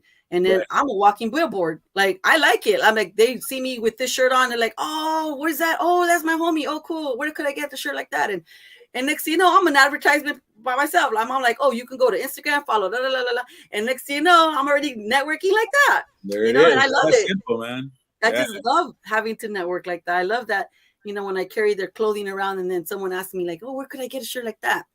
And I'm already helping the homie by, plugging it in. I'm like, well, you can go too. And then, and that's how you do it. You help each other out like that. Not a lot of people want to do that, They want to just like spend their money on all these other, not saying that it's wrong to buy like Gucci or whatever, Coach, whatever, but I'm just saying like, the money is going, to a local business or, the homies or whatever have you, that you believe in them. You're like making their success too, and they help you out, that you help them out, Right. There's enough for everybody. There's enough for everybody. Yeah. That's cool. Well, I pretty much, man, I great interview. Great. Thank you guys for having me, to be honest with you, because I was like really stoked about this. I was like, what? I'm gonna be a guest. So I want to thank you guys for dope. like It was dope. Thank you. Everyone enjoyed it. All the followers that are on here watching. Thank you guys. Yeah, they loved it. Everyone loved it as well. Nothing but positive feedback and comments. Have you back, man. You gotta bring you back, man. And most definitely. I appreciate you for coming on. Spending your time with us on a Monday. Happy Monday, everybody. It's almost over. But with that being said, I'm Big D. Right here, you can check me out and Keeping It Real, man. I want to say a big shout out to all you subscribers, man. Big shout out to G-Lew, all the people supporting. He went over 15K subscribers, man. So shout out to thank you. And it did it without you all. Thank you, Big D. Hey, I want to shout out somebody though that's really been on my support system. Like I said, La Barbie, she's been supporting me really good. Shout out to La Barbie. Shout out to La Barbie. Profile Pod TV is one of them. He's double A. He's called double A. Shout out to double A. He like really inspires me in what he does, because that's kind of like what I've been doing. So like shout out to him if he's watching or if he ends up watching this one day. And shout out to Long Beach Carlos. That's the homie. Nightcap Bootleg. Like Carlos. He actually made me into a little emote. I don't know if you guys know about the Twitch world, but Twitch world is like so crazy. Like there's like so much going on that I never even knew about. And because of the fact that Instagram doesn't let you do live streams and play music because it's copyright, they bump you out all the time. So he created the Twitch now, and on Twitch you can play anything you want. So I'm always there Friday and Sunday nights, supporting it and all that. So he ended up making a little like picture of me, and every time people play the music and they like it, they press that picture and the picture pops up and it's me in my sexy outfit. So that shit's dope. Talk about it. You gotta join the Twitch world so you can be on. It's free. So Twitch it up. We're gonna just follow Long Beach Carlos, or you can follow me 2Souls4Ever on Twitch TV. There you go, man. With that being said, all right, man, that's pretty cool. Like I said, man, I had a great time. Like I said, I only met Two Souls probably no more than like 30 minutes. Tell you the truth. Because it was like a meet and greet, you know. But you know, I look at her as like I said, as a friend, as a sister, and somebody I want to continue to work with. Man, I respect her. You know what I mean? Her characteristics and who she is as a person. So appreciate you, Two Souls, for having us on. Letting me be on our channel. You know, I'm your boy, Big D. G-Lew, you want to say anything up? I want to thank you for coming on the platform as well. It was a great interview. Like I said, everything I expected. Like I said, just seeing you and what you do is always positive, and that's what I like about you, the positive energy. And it seems like, you know, you bring love everywhere. So you brought love to our show. It was a great show, interview, learned a lot, and we'd love to have you back. So thank you again. Thank you. Thank you guys, and God bless you guys. Yeah, we want the women. We still want the women to participate. And right here's a good example of Two Souls. You guys enjoy the rest of your week. Hey. Peace and love. We out of here.